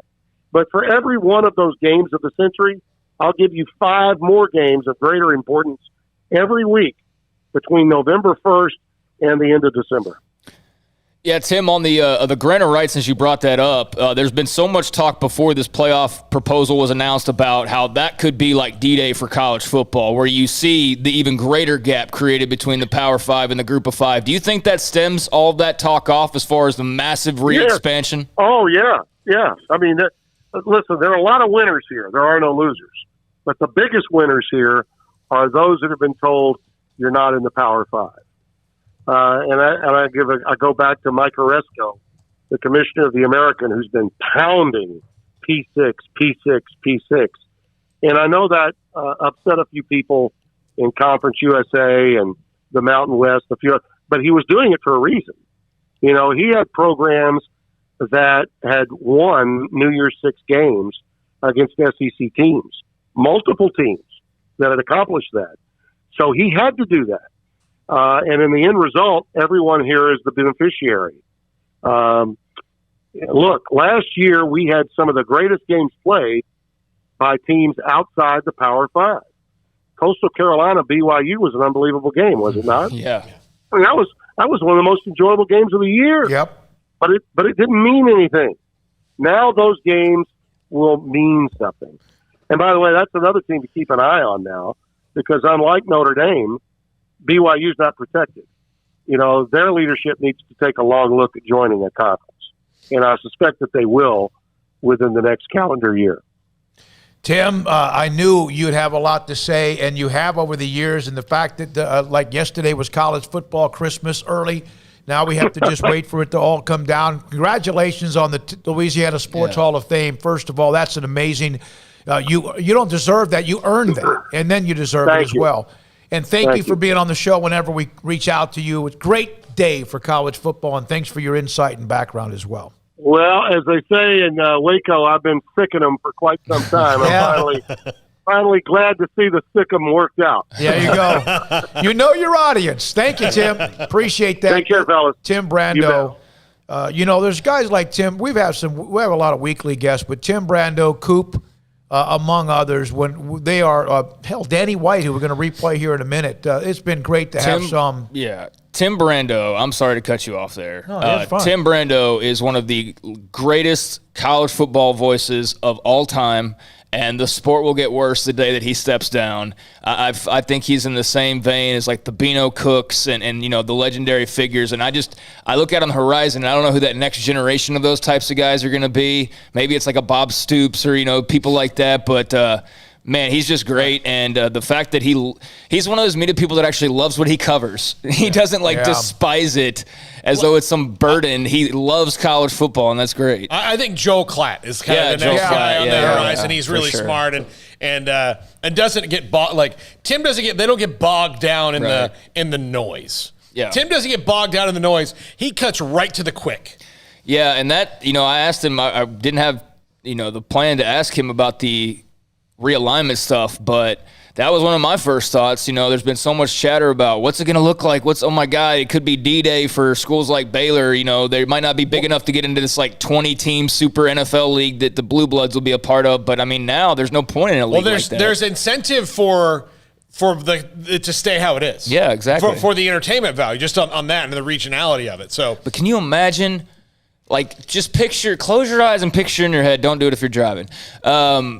Like second week of December, Baylor is actually a really good football team, and they're welcoming in I don't know who's a team that would be like Florida for a playoff game at McLean Stadium. Like, can you imagine how insane that crowd would be? Yeah. And then obviously that would take place all over the country. That's just going to be incredible.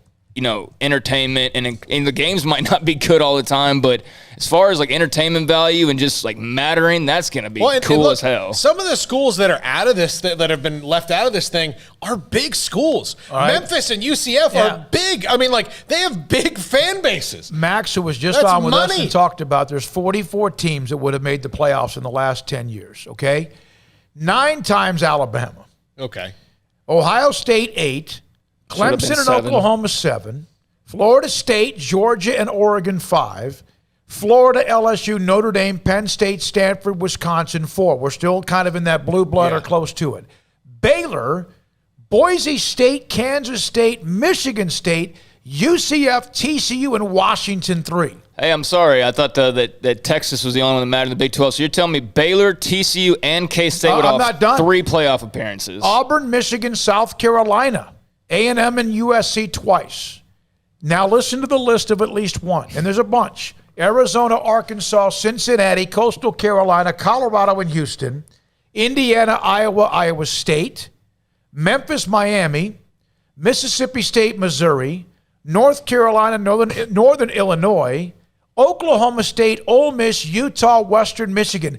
Who did I not mention among 44? Texas. And if I were a Texas fan and I heard that, it would really make me think about how bad the last few years have been, considering how bad some of the teams on the list that would have made it multiple times. Played for the Big 12 championship. And considering how much trash has probably been talked in that time period by said Texas fans, you wouldn't even have made the playoff in an expanded scenario going back 5 years further than the playoff has existed. So keep talking your S. 6 of the 10 Big 12 current Big 12 teams would be included. Oklahoma, TCU, Baylor, Kansas State, Iowa State, Oklahoma State. And how different is the Big 12 looked at if all these teams are suddenly 3-time playoff appearances? Yeah. Baylor's automatically a bigger brand. Iowa State's a bigger brand. TCU's a bigger brand. I mean, you can't be that's the thing is like these blue bloods, like the UTs, the OUs, it's like, well, we're in this country club, and we've talked about the country club, but it's like they point down and laugh at those that they know will never be able to join them. And that's why there's always this gap of arrogance, is because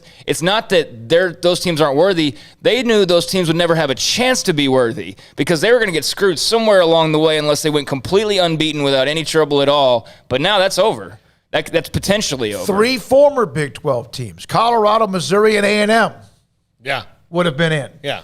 2 former Southwest Conference teams in Houston and Arkansas. So not only, that's 11, all right, never mentioned the University of Texas or my favorite program either, because they have sucked for a decade. Arkansas would have made it once. Yes. Arkansas. And they've had a terrible last 20 years when you really think about their history. So Max Olson with that. By the way, Craig showed me this. Want to mention this is a local note. I know we got to come back. We're going to have Danny White.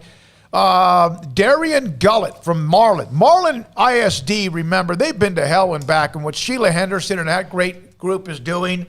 Darian Gullett received an offer from Texas A&M. That's a kid from Marlin. It's been a while. For him. Well, that's a kid from Marlin that got a Baylor offer last weekend because he was camping and picked up his first offer from Baylor. But now, days later, A&M is offered. He's only going to be a junior this year, so he has a ways to go. But, there's not a lot of prospects that come out of Marlin. On not like this, not getting A&M and Baylor offers, but he's already got both of those, and I'm sure he'll, in the next year and a half, bring plenty more in. So that 2023 Central Texas class is potentially going to have some big-time names in it.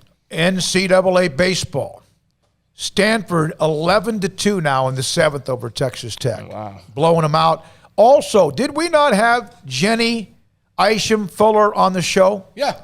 She has just been named the head softball coach at Pittsburgh State. Oh, getting further south. It'll be a little warmer for her. A little bit warmer for her as well. And also, it can get warmer than it is outside right now. Novak Djokovic won 3-1, won the 7-6, 6-2, or 3-6, 6-3, 7-6, 6-2. They didn't have to push that deadline or curfew back too long as he wore down Nadal to win the semifinal, moves into the championship. All right, a lot to get to.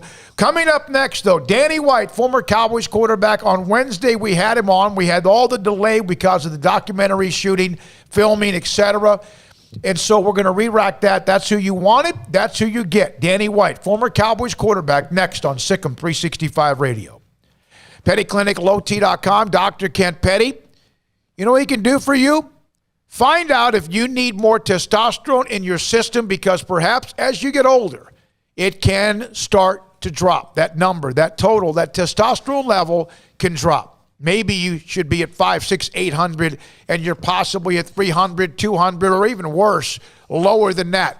How do you find out? You contact Dr. Petty, PettyClinicLowT.com. Here's what you do. Get online, top left-hand corner, there's an email and also a phone number. Call them and tell them Smokey sent you. Testosterone, 1 out of every 3 men have some sort of testosterone deficiency symptom. It could be sleep. It could be energy. It could be your sex drive. It could be ED. It could be all of that or some of that. Dr. Kent Petty will get you lined up to get your lab work, blood work, get the results back, and then if you're low, your testosterone levels are too low, he can put you in a program to increase your testosterone levels and help you become the high-performance man you need to be, the high-performance man you want to be, instead of what you right now are struggling with. It's pettycliniclowt.com. With so many companies and policies out there, it gets so confusing shopping for insurance, and I never know if I'm getting the policy that's right for me. Luckily, I met the team at the Niche Group Insurance Agency. With the Niche Group, you can go to one company and get access to coverage options from many insurance carriers, and you get to speak to a real person about your specific coverage needs. With the Niche Group, I know I'm getting the right coverage at the right price. If you need insurance, talk to the experts at the Niche Group at 1-800-258-8302. Boozers is the wedding ring store and more. If you're ready to get engaged or already married and want to upgrade your wife's ring for a special anniversary, Boozers is the place to go. With the largest selection of premier quality diamond engagement rings and wedding rings in Central Texas. They have 7 cases with over 300 styles of rings from top designers like Natalie Kay. Choose from yellow, white, or rose gold, plus beautiful top quality loose diamonds. With an in-house jewelry, they can also custom make anything you want. Bring in a picture or drawing and let Boozers create your one-of-a-kind pendant or ring. They can even use some of your old gold and diamond jewelry to create something new. At Boozers, you'll find a great selection of quality timepieces, and Boozers is the place for expert watch maintenance and repairs too. They specialize in expert Rolex watch repair for fine jewelry, watches, custom work, and more. Go to Boozers on Valley Mills and Lake Air Drive in Waco. Boozers, the wedding ring store and more. In the market for a quality metal building? Since 1943, Pioneer Steel and Pipe has helped Central Texas residential and commercial customers with metal building design, panel options, building components, and trim options. Pioneer Steel and Pipe's residential line is energy efficient, offers low maintenance, reduces insurance payments, is impact resistant, and carries up to a 45-year limited warranty. In addition, they can also help you find a metal building contractor for your project. Pioneer Steel and Pipe with locations in Waco and Bryan and at pioneersboys.com.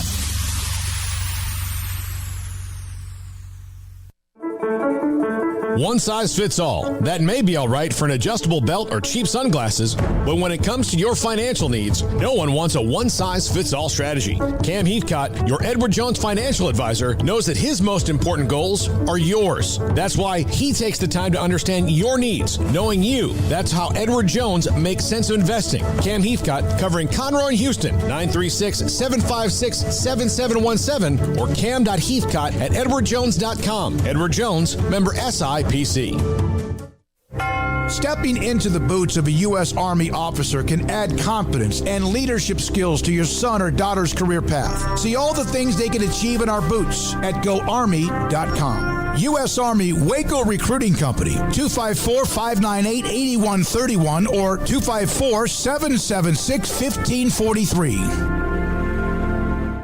From the first workout to the last practice, sports is an incredible and rewarding challenge. Hi, everyone. This is Dan Ingham with the First National Bank of Central Texas, and we're proud to support each athlete, every parent, and our educators. From families, small businesses, to the biggest industry, we're here to help. With remarkable products like mortgage lending, we've got banking ideas that fuel big dreams. The First National Bank of Central Texas. Familiar faces making local decisions. Member FDIC, Equal Housing Lender.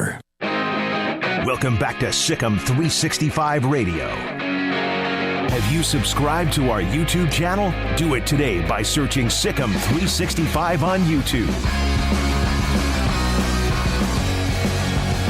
Statement on that, but we're now joined by former Cowboys great quarterback Danny White on SicEm365 Radio. He's been with us on a handful of occasions, been nice enough to join our show. Danny, thank you very much for your time.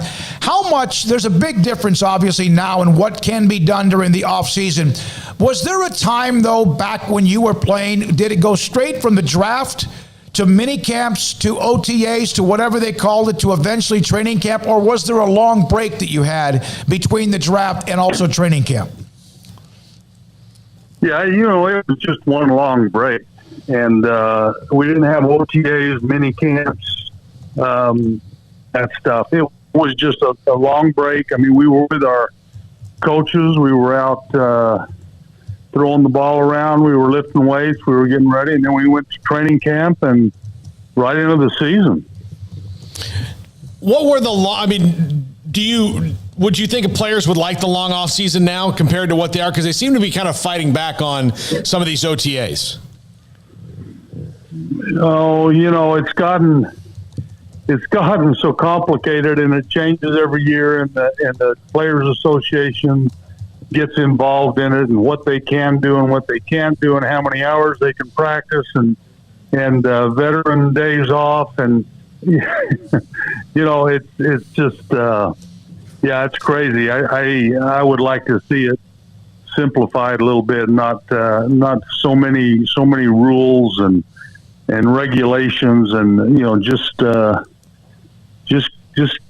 go get ready for the season and go play. But anytime money gets involved, and it's all about money, and it's gotten so big, and the attention has gotten with social media, and it's gotten so crazy that I guess you have to monitor it, and I don't know. I go to the games, watch the games, and don't pay too much attention to all that other stuff. Yeah, keep it simple, right? Not too complicated. Danny, we've had quite a few former athletes on from 70s and 80s, and one of the comments they always make is about like the nutrition level that athletes have nowadays. These personal trainers, you got trainers on the team. Like the health aspect of it is so wildly different from when many played years ago. What was your workout routine like? I mean, was that something you kind of had to do on your own, and what did that consist of? Especially, I imagine compared to today, it was quite different. Yeah, it was all on our own in the beginning of my career. Now, at the end of my career, we were starting to get into having controlled workouts. We had a conditioning coach that monitored all that stuff, and we actually got to the point where the club was actually paying certain players to work out. And that was just so radical. And now it's just commonplace. Everybody gets paid to work out and to come to the facility and not do it on their own. And again, it's all about money. And some guys, it's a big deal. To Aaron, if you're Aaron Rodgers, it's not such a big deal. You have that kind of control, and everything is monitored. Every breath you take, every step you make, everywhere you go, it's all monitored. You almost started singing a song with us, right? Every breath you take, every move you make. Every move you make. I'll be watching you, Danny, I'll be watching. I would think not, but was there ever a time you went to training camp where you weren't in shape? No. That's a short answer. No, that was not even, I would be letting down so many people if that were to happen. And, it wasn't going to camp but it was being at the practice field every day for 2 months before that. And especially as a quarterback, there were so many guys that were counting on you, and it didn't have anything to do with money. It was not wanting to let your teammates down first and foremost, and then the organization, and then the fans.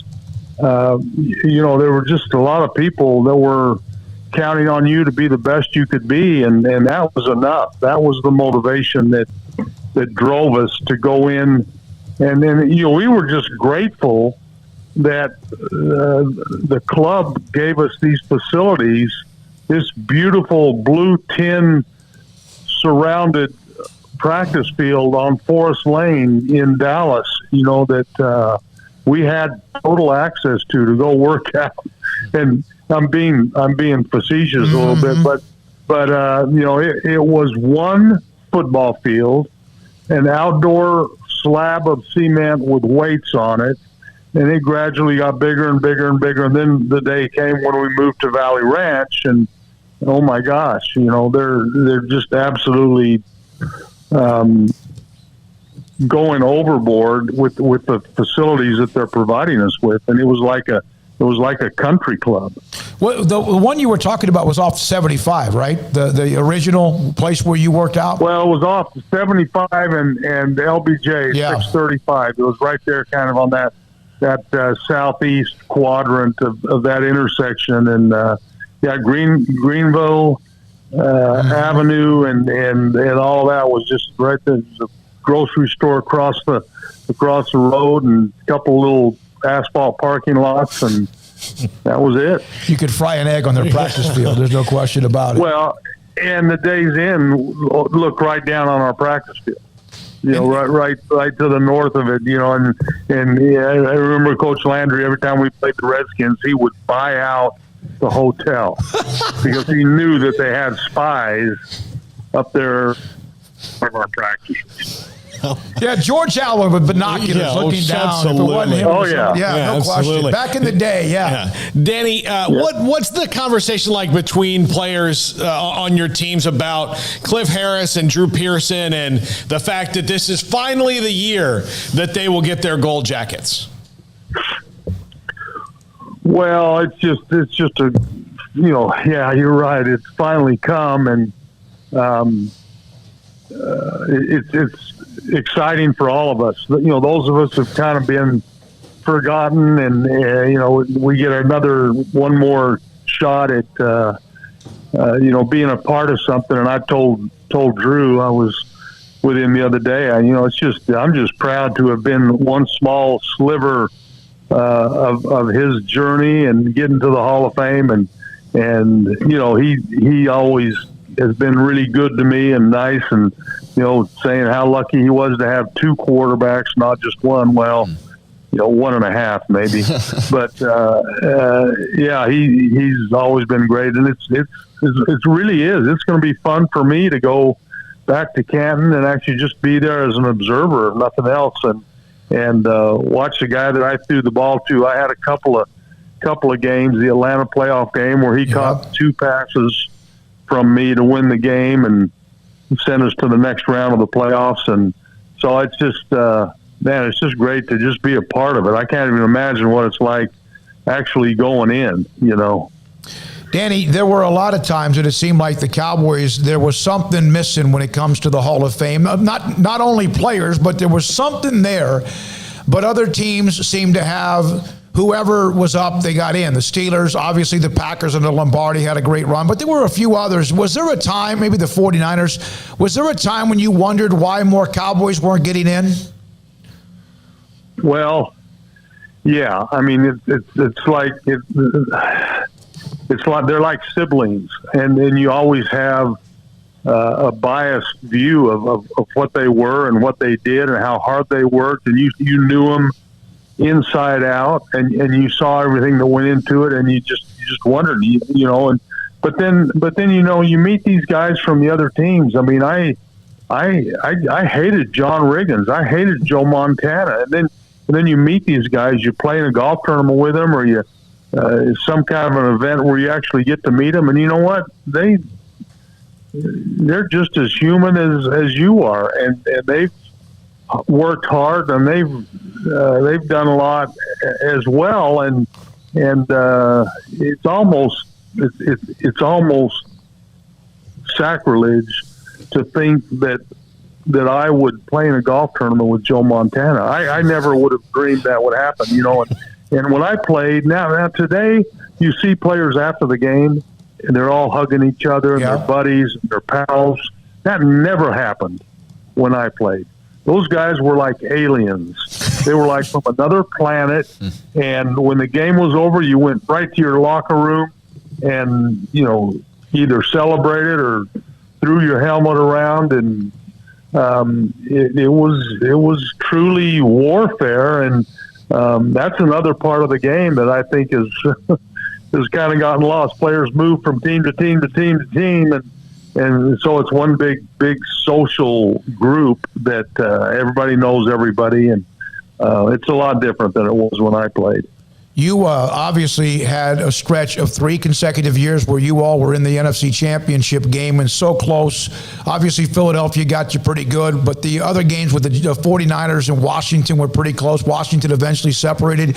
Did you ever spend much time, what if you could have won one of those or 2 of those or 3 of those, the kind of run you could have had as a starting quarterback with the Cowboys? No, not really. I felt like the 49ers game was probably the closest we came. The Redskins game, I was knocked out in the second quarter and didn't play the rest of the game. And the Eagles game was just, it was just in brutal weather, wind blowing 100 miles an hour, wind chill about 20 below zero, and it was just try to get anything done, So. But the 49ers game was one that I thought we were one play away, one fingernail tackle, Eric Wright on Drew Pearson, and there's another one, that would have been my Hail Mary, my version of the Hail Mary, and Drew would have scored or at least gained another 10 or 15 yards. We kick a field goal and win that game. And isn't it funny how history is made, because you think of the great plays in the history of football, and none of them are by design. The immaculate reception, the catch, the Hail Mary. Roger will go down in infamy for a pass that was badly underthrown, and it just kind of fate takes over and things happen. And Montana to Clark and the catch would be nothing but another play if Drew is able somehow to break that tackle, or has a tearaway jersey or whatever it takes, and we end up winning that game. And so it's kind of crazy, but no, you don't lose sleep over it. You go out as long as you feel like you gave it 100%. You trained in the off season. You studied your opponent.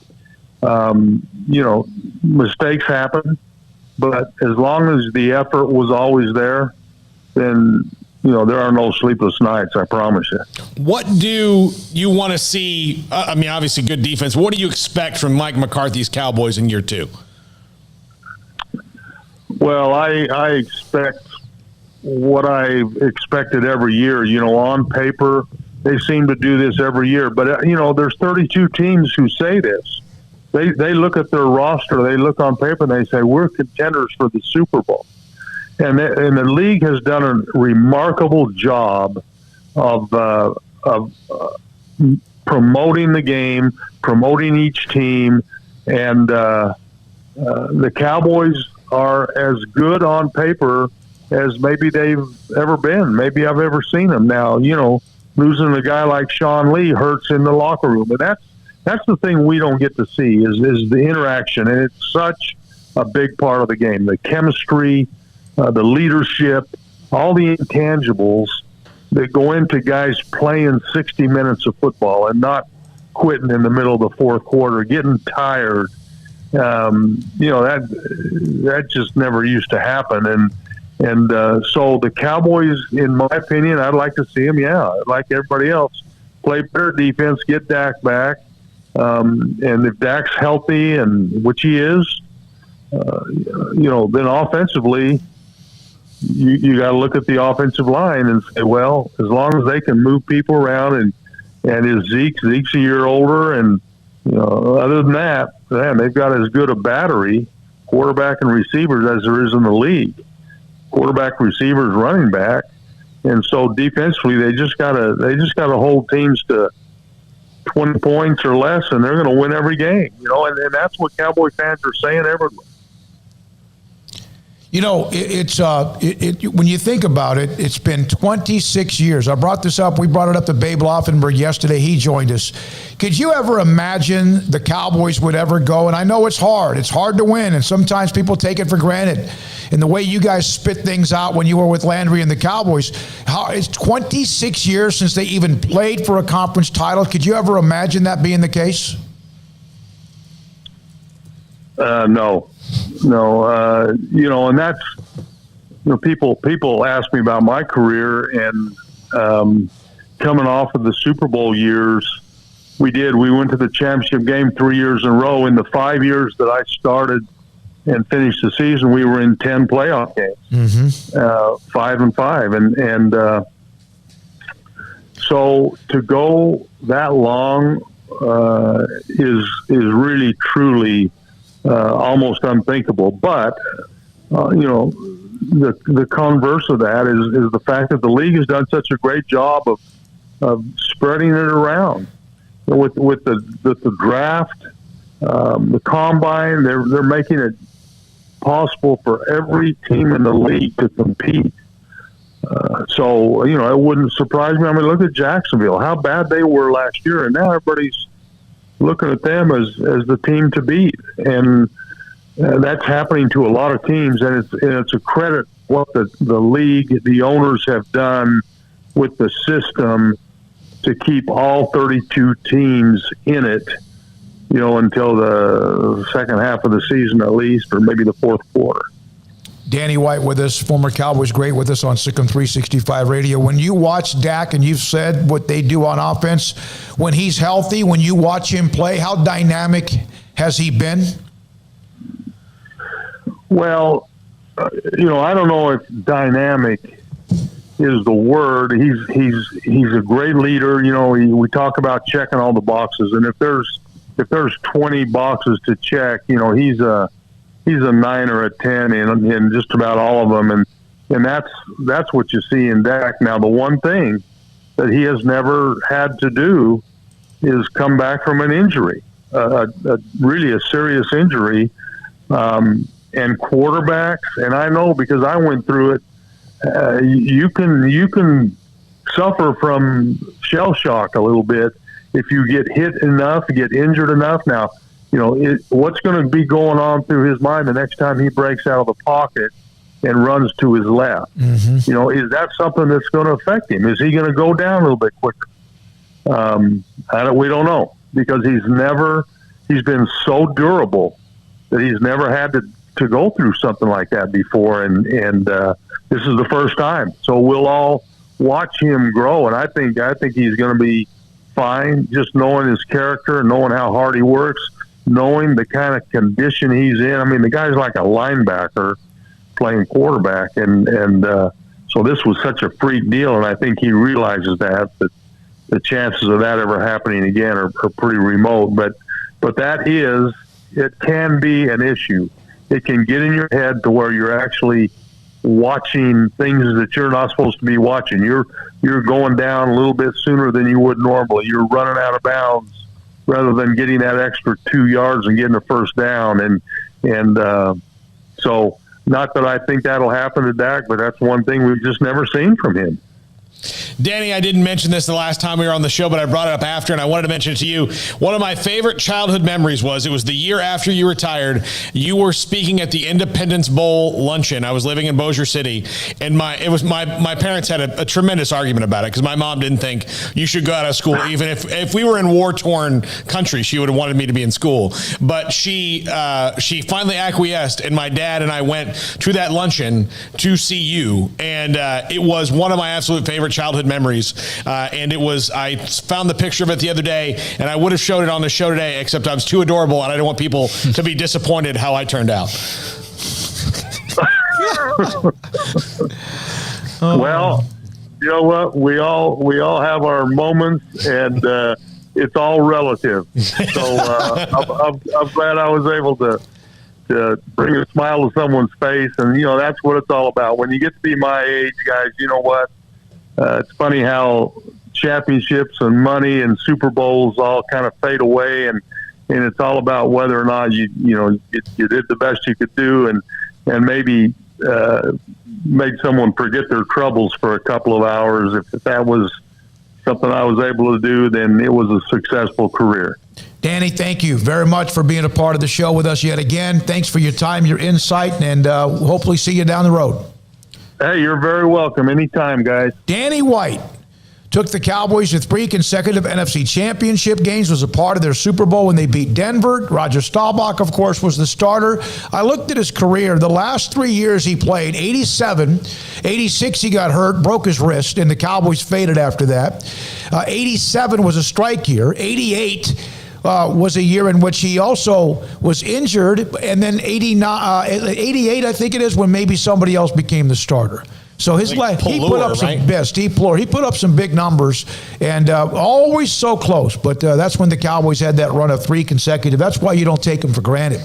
You get there, we say, I haven't been there in 26 years. They went to 3 in a row and didn't get to the Super Bowl when they were spitting out Super Bowl appearances against the Steelers and the Dolphins and others as well. Told a great story, now that I'm remembering, about Jack Lambert. The first time I'd heard of Jack Lambert, because I was like 10, years old, so it was already, and he said that he thought that they used to keep Jack Lambert in a cage, feed him raw meat, and show him video quarterbacks. Yeah, no, I think that really was. That wasn't even that was for qualified buyer with $4,000 down to 2.9% TTNL extra. See dealer for details. Travel is back during the summer savings event at Richard Carr. Explore America in the space and safety of an SUV or truck from Richard Carr. Savings like a 2016 Buick Encore for $148 a month, a 2017 GMC Sierra for only $318 a month, or a 2016 GMC Acadia for only $228 a month. At Richard Carr, 100% credit approval is always the goal. Log on or get here now and save at the summer savings event at Richard Carr. At Richard Carr, we give you more.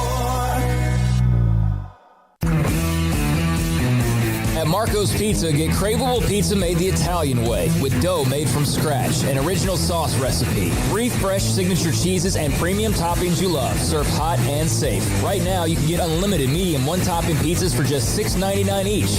Why stop at just one? Order with your app or at marcos.com for curbside, carryout, or delivery today. Marco's, pizza lovers get it.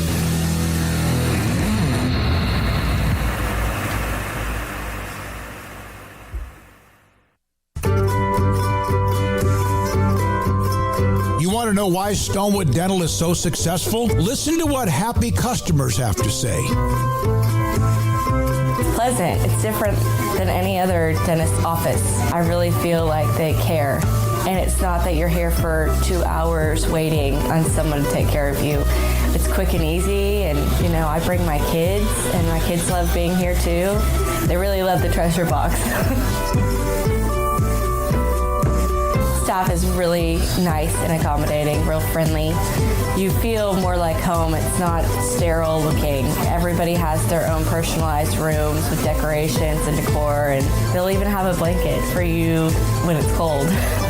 I've recommended people to actually come here, and they are patients now. I really love it here. It feels like family. Learn more, stonewood-dental.com.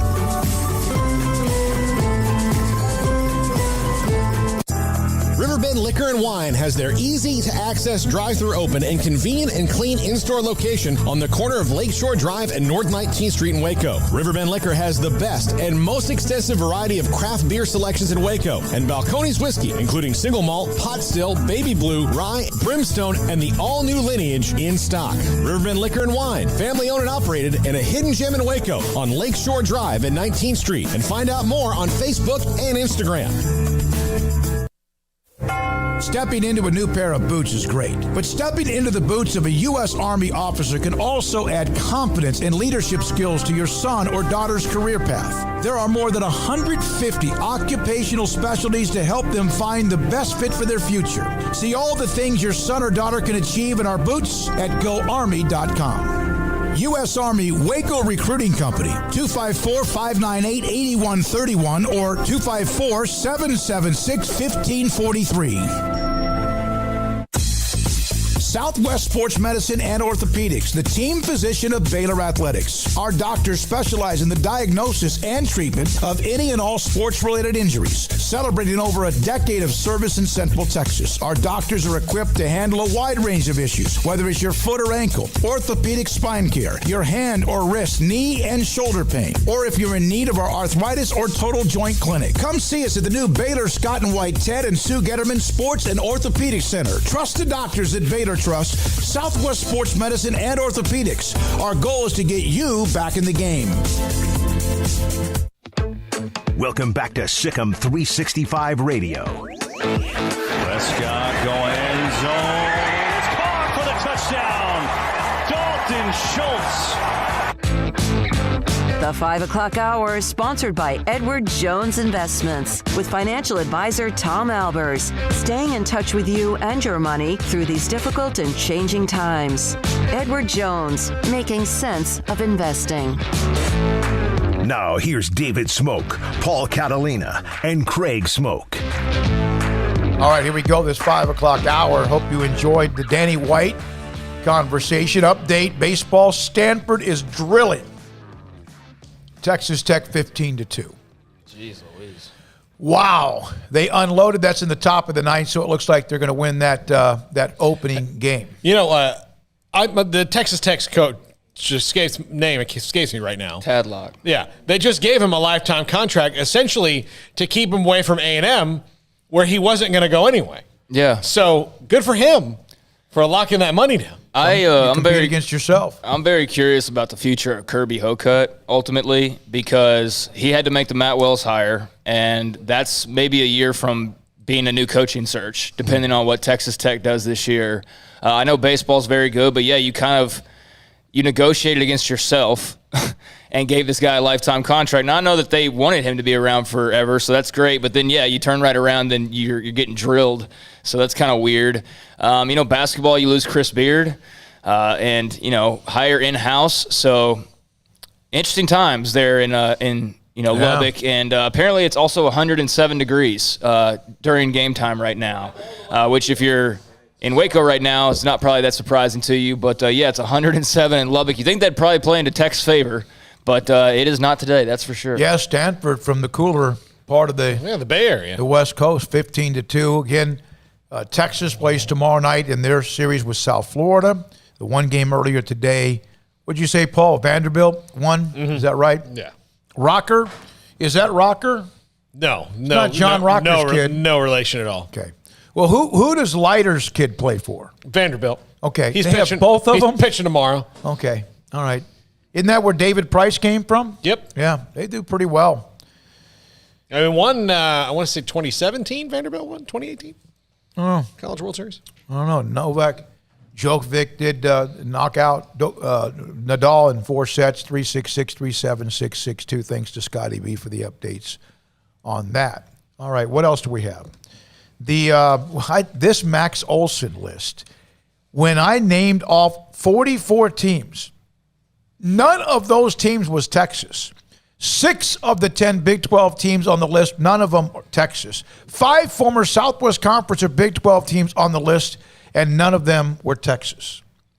Of course, they would not be a former. But all I hear, all I'm told is that, OU and Texas run the conference and they're all that matters. And financially, that may be the case, but athletically, that's not been the case. If anything, people have been having to hold up the Big 12 despite Texas's lack of success on the field, despite Tom Herman winning a couple of bowl games. So, yeah, I'm glad that there's no longer going to be it has to be OU or Texas for the Big 12 to get a team in. Now they could, in theory, get 2 or 3 teams in. Now, I doubt many conferences are going to get 3.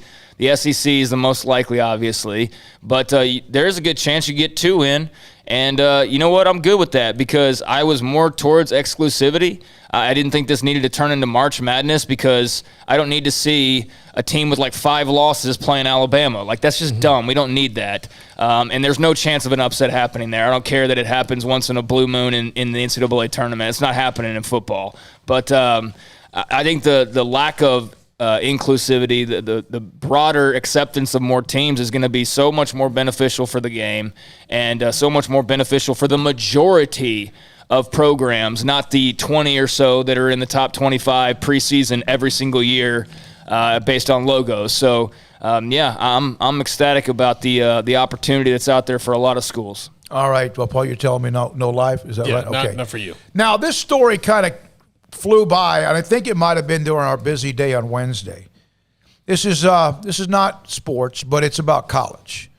TCU this week made the decision that they were going to eliminate the term freshman from the college repertoire.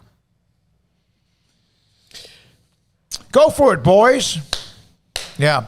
All 3 people who are offended by that are happy. Congratulations. What are we doing? Sexism has been defeated by the Horned Frogs by eliminating the term freshman. They're going to call them first-year students. So in some cases, there are going to be back-to-back-to-back first-year students because we do know that everyone that goes to college goes straight to being a sophomore, and somehow or another that will be offensive. But what about those who fail their freshman first-year students year? Yeah, I don't know what you are.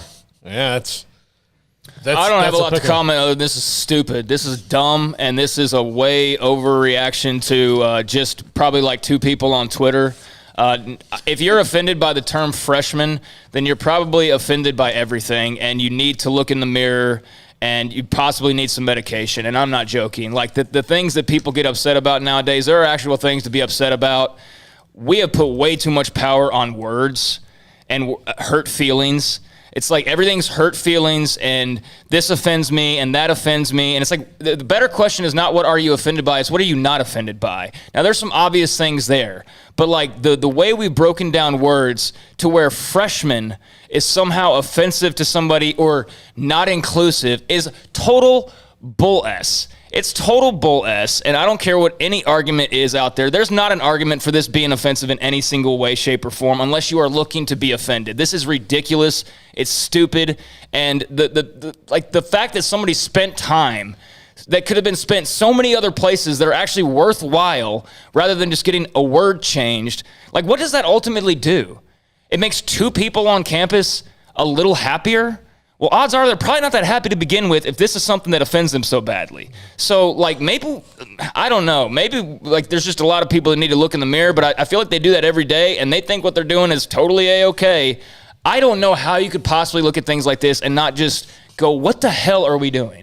Like, what the hell are we doing to where we're having to make, like, I understand, take down statues of old racist generals. Okay, I can get how that actually does trigger people when they're driving by a Robert E. Lee statue if you're a black person. I can see how that would bother somebody.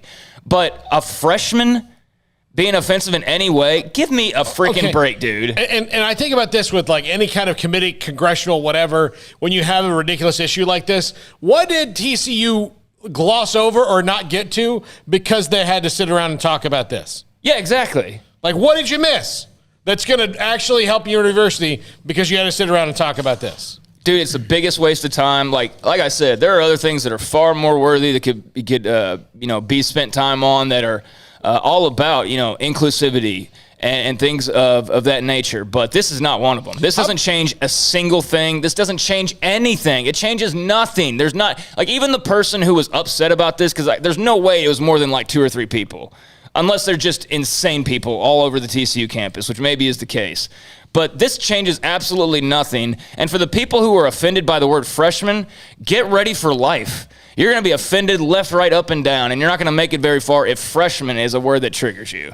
I didn't have to say anything. You guys said it all for me. I mean, it's so stupid. It's so stupid. This was something that came down like Wednesday, and I didn't have time to bring it up, and I brought it up just because I wanted to hear both of you get mad. So, and you're both right. How about if you're going to sit at a committee meeting? And how both about of you guys normally are telling me I'm too hot. I'm usually open-minded, but this is just dumb. Like, this is just a dumb thing. It's a dumb story. How about we figure out a way for our students not to be in crippling debt for the rest of their lives? No, Paul, we can't do that. How about we you want inclusivity? How about you expand what you're doing to include maybe technical stuff? No, man, the word's what matters. Maybe if you want to be a drama major, that's fine, but maybe, learn how to swing a hammer too. I don't know. A hammer. Oh. I thought you said hammer too. I didn't. No, that too. That's probably make you more money than being a drama major. I don't know. I don't walk in the shoes of everybody else, so I don't know what it's like. But I can't understand a single scenario, not even a single scenario where that word triggers you. I cannot think of one. I don't care if you're transgender, if you're whatever, any of the letters that, mean, because there's so many, and I'm not disparaging. I'm just like, it's hard to keep track of what all means what now at this point, because everything's like an acronym or that means different things for this or that. And I try my best to be respectful of it, but like, there's no way to be offended by this.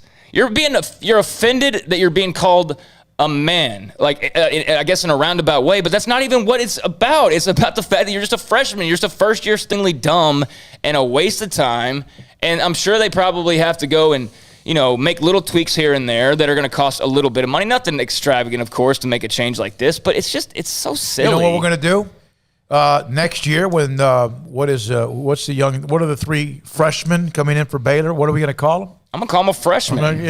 Now you're talking about across the board. What, are they going to take it away from what you described? Okay. What if Kevin Williams from Oklahoma? What if I get offended by the word sophomore, because also you could say sophomoric means immature, and you're not saying I'm mature enough as a second-year college student, and you got to change. I mean, Why am I a junior? Does it mean I can't be a senior? I'm secondary to somebody? Oh, we can do this all freaking day long. Does it mean I'm old? I'm a senior now? I'm a senior? And think that there's people that actually respect me? Think about the fact that we're mocking it, and there's people actually having real conversations like that in there. Off. Think about how insane that is. I mean, really. You guys have no feelings. No, I mean, come on now. This is ridiculous. Soki, you know that about me anyway. Yeah, you hate everything, including Santa Claus. You're not even sure if there is one. Now, here's the thing. It's just that. Are you sure? I didn't even have. I don't know. I didn't even have to say anything, and I'm usually the one that goes, like nuts on something like that. I learned something interesting because this is just a dumb story. I don't want to talk about it anymore. All right, we're done. But one of the guys who was going up against Baylor in that trial yesterday actually knew him. I knew one of the attorneys on the other side, Worth Carroll. He used to play baseball with him. Yeah. And he's a good dude, great dude. I haven't talked to Worth in a long time, but I was just going over one of the articles, and they had a statement from him because he was one of the prosecuting attorneys, and he was very, he had a lawyerly statement about not the result we wanted or whatever, but I saw that name and I was like, whoa, wait a second. And I looked him up, and sure enough, he's a lawyer in Austin now. So sorry for the L, buddy, but you're a good dude. So, by the way, that post that you put up about the trial, the jury had 6,500, I guess, what does that mean, views? Yeah. I don't know. That means 6,500 times somebody's clicked on that link is what that means. Yeah. The eyeball means people saw it. Yeah. What do you mean what your saw eyeball does. That right there? Yeah, like if there's an eyeball. So 19 people have seen Tim Brando. Yeah. Okay. So far. In the last 3 minutes. Yeah. Okay. All right. Hayden Bumpus is here, and speaking of eyeballs, clicks, and views or whatever, he's found, Paul, is the word algorithm? Yes. On a lot of our content. Hayden, you've done a great job. Emma, who admitted that she eats before she gets to the studio because, my God, the things that we bring into the studio that are devoured. I don't think it's that. I think Armstrong just straight up takes a food tax. And nearly took her hand off one day. Like if you have a sandwich, you're giving him at least half of it. Well, here's the thing. Like everyone but Armstrong has said thank you for the barbecue that I brought in, that I had delivered. It's a constant. It's often, we had a producer back at the station, Tony Loomer, who had a food tax. And it's not uncommon in this business. The food tax was if it showed up, he would eat it, and you might get it taken back to the studio before. I got to tell this story. So we were doing a remote at Allen Samuels. Is he still around? I mean, he's in Chicago. Okay. Living with the family. Oh. Yeah.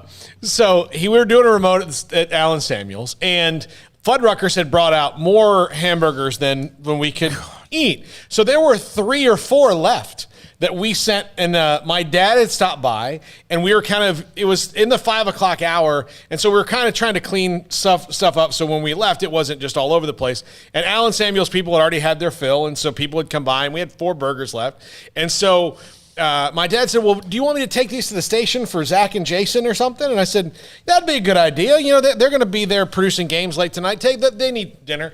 And so, we say, okay, go up there. And so I get a text from Jason and goes, did you just send me 1 hamburger between the 2 of us? And I was like, what are you talking about? It's like, well, Tony brought back 1 hamburger and goes, yeah, they brought hamburgers. You guys can split this one. He ate 3 hamburgers. We said 4. Are 3/4 pounds. He ate 3 hamburgers before he even brought it back to them. So, I mean, who knows how long it sat there. They ought to be lucky they got the 1. Yeah, you guys can split a hamburger. Oh, my goodness. All right. So that's a segment we'll never get back. Ever the rest of our lives, and we need Hayden. I don't know how you're going to algorithm that, but algorithm 3 angry host. I'm not even angry about it. I just think it's so dumb. Kidding. I just think it's so dumb, and the fact that time was spent and somebody really just looked at that word and was, I'm so offended by it. But why? Why though? It's not disparaging in any way. I don't get it, man. I feel like people are just trying so hard. I know that being a victim is cool now. people are just making money left and right off being victimized over, all over the place. And, that's a sad trend because the scum buckets of the world, eat that up, and it takes away from the actual people who are real victims of things. So I hate it the most for that reason. But, it's just insane. This is insane. This is absolutely insane to be breaking down words like this. And I'm sure there are many other words that actually do have some offense in them or some prejudice that you could break down and change. But freshman, I mean, I don't know. I don't know. Well, I don't get it. That's something that I enjoyed listening to both of you talk about that. I really, really did. Now, when we come back, 5:18, I'm not sure whether we're going to have Lisa Adams and or Chris Charles Scott. They're part of that documentary. We have seen them throughout the week. Let's check in on them, whether one of them can join us or both. We'll have that and much more. 254-339-1122. Paul, anything here? Yeah, that one right there. All right. Richard Carr, Craig. This is SicEm365 Radio. Richard Carr, Buick GMC Cadillac.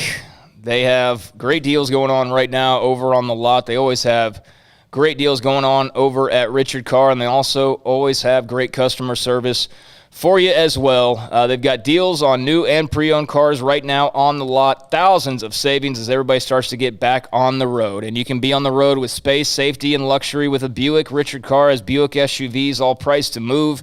And current Buick or GMC owners can get 16% off new 2021 Buick Encores, 13% on Encore GXs, 9% on midsize Buick Envisions, or 13% on full-size Buick Enclaves. And Richard Carr has a wide variety of premium pre-owned cars and trucks, all of them priced to move during the summer savings event with multiple cars and trucks priced under $230 a month for qualified buyers. And each pre-owned vehicle goes through a 172-point inspection before it hits the lot. With dozens of lenders, Richard Carr says yes when others say no. 100% credit approval is always their goal. And Richard Carr is your local hometown dealership. Give them a chance to earn your business with great prices, free oil changes on new cars and trucks, and superior service after the sale. So come by and take a test drive or let them bring the test drive to you. It's the summer savings event going on all month at Richard Carr. From the first workout to the last practice, sports is an incredible and rewarding challenge. Hi, this is Dan Ingham with the First National Bank of Central Texas, and we're proud to support each athlete, every parent, and our educators. From families, small businesses, to the biggest industry, we're here to help. With remarkable products like our free First mobile app, we've got banking ideas that fuel big dreams. That's the First National Bank of Central Texas. Familiar faces making local decisions. Member FDIC, Equal Housing Lender. Did you know that 1 out of every 4 men have symptomatic low levels of testosterone and don't even know it? And if you think you're too young to worry about it, guess again. Low T levels can make you feel tired and grumpy, cause weight gain, and wreak havoc on your sexual desire and performance. Petty Clinic Low T can set up same-day blood screening and results, so if you're tired of being tired, I challenge you to man up and Google search Low T Waco or go online pettycliniclowt.com. It's a private clinic with an atmosphere catering to men. Affordable, only $150 a month, includes lab work, office consultation, testosterone injections, follow-up visits compared to $395 a month in Dallas or Austin, and you don't have to fight the traffic. Petty Clinic Low T as board-certified physician consultations will provide the best form of brand-strength testosterone available. Contact Petty Clinic Low T today, just off Highway 84 and Old Hewitt Drive in Woodway. Petty Clinic Low T, helping men become the high-performance men they deserve to be. PettyClinicLowT.com or Google search Low T Waco. How did Edward Jones become one of the biggest financial service companies in the world? By not acting that way. Financial strategies, one-on-one advice, it's a big difference. And that's why Brad Wilson, your Edward Jones financial advisor, makes sense of investing. Experience the difference for yourself. Brad Wilson, 250 Sharon Drive in Woodway, 254-776-4337. Edward Jones, member SIPC. Boozers is the wedding ring store and more. If you're ready to get engaged or already married and want to upgrade your wife's ring for a special anniversary, Boozers is the place to go. With the largest selection of premier quality diamond engagement rings and wedding rings in Central Texas. They have 7 cases with over 300 styles of rings from top designers like Natalie Kay. Choose from yellow, white, or rose gold, plus beautiful top quality loose diamonds. With an in-house jeweler, they can also custom make anything you want. Bring in a picture or drawing and let let Boozers create your one-of-a-kind pendant or ring. They can even use some of your old gold and diamond jewelry to create something new. At Boozers, you'll find a great selection of quality timepieces, and Boozers is the place for expert watch maintenance and repairs too. They specialize in expert Rolex watch repair for fine jewelry, watches, custom work, and more. Go to Boozers on Valley Mills and Lake Air Drive in Waco. Boozers, the wedding ring store and more. With so many companies and policies out there, it gets so confusing shopping for insurance, and I never know if I'm getting the policy that's right for me. Luckily, I met the team at the Niche Group Insurance Agency. With the Niche Group, you can go to one company and get access to coverage options from many insurance carriers, and you get to speak to a real person about your specific coverage needs. With the Niche Group, I know I'm getting the right coverage at the right price. If you need insurance, talk to the experts at the Niche Group at 1-800-258-8302. Welcome back to SicEm365 Radio. Are you a SicEm365 super fan? Then try out our premium subscriptions at SicEm365.com.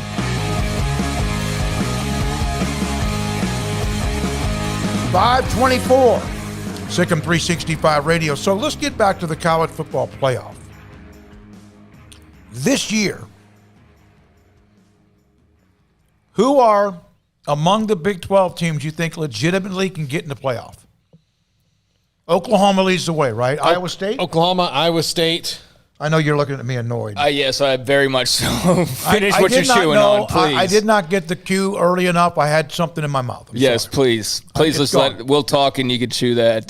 Sorry, that's just in my ears. It bothers me. Yeah. But another Armstrong thing making me look bad. Well, Armstrong texted me to get mad about it, so that's what it was.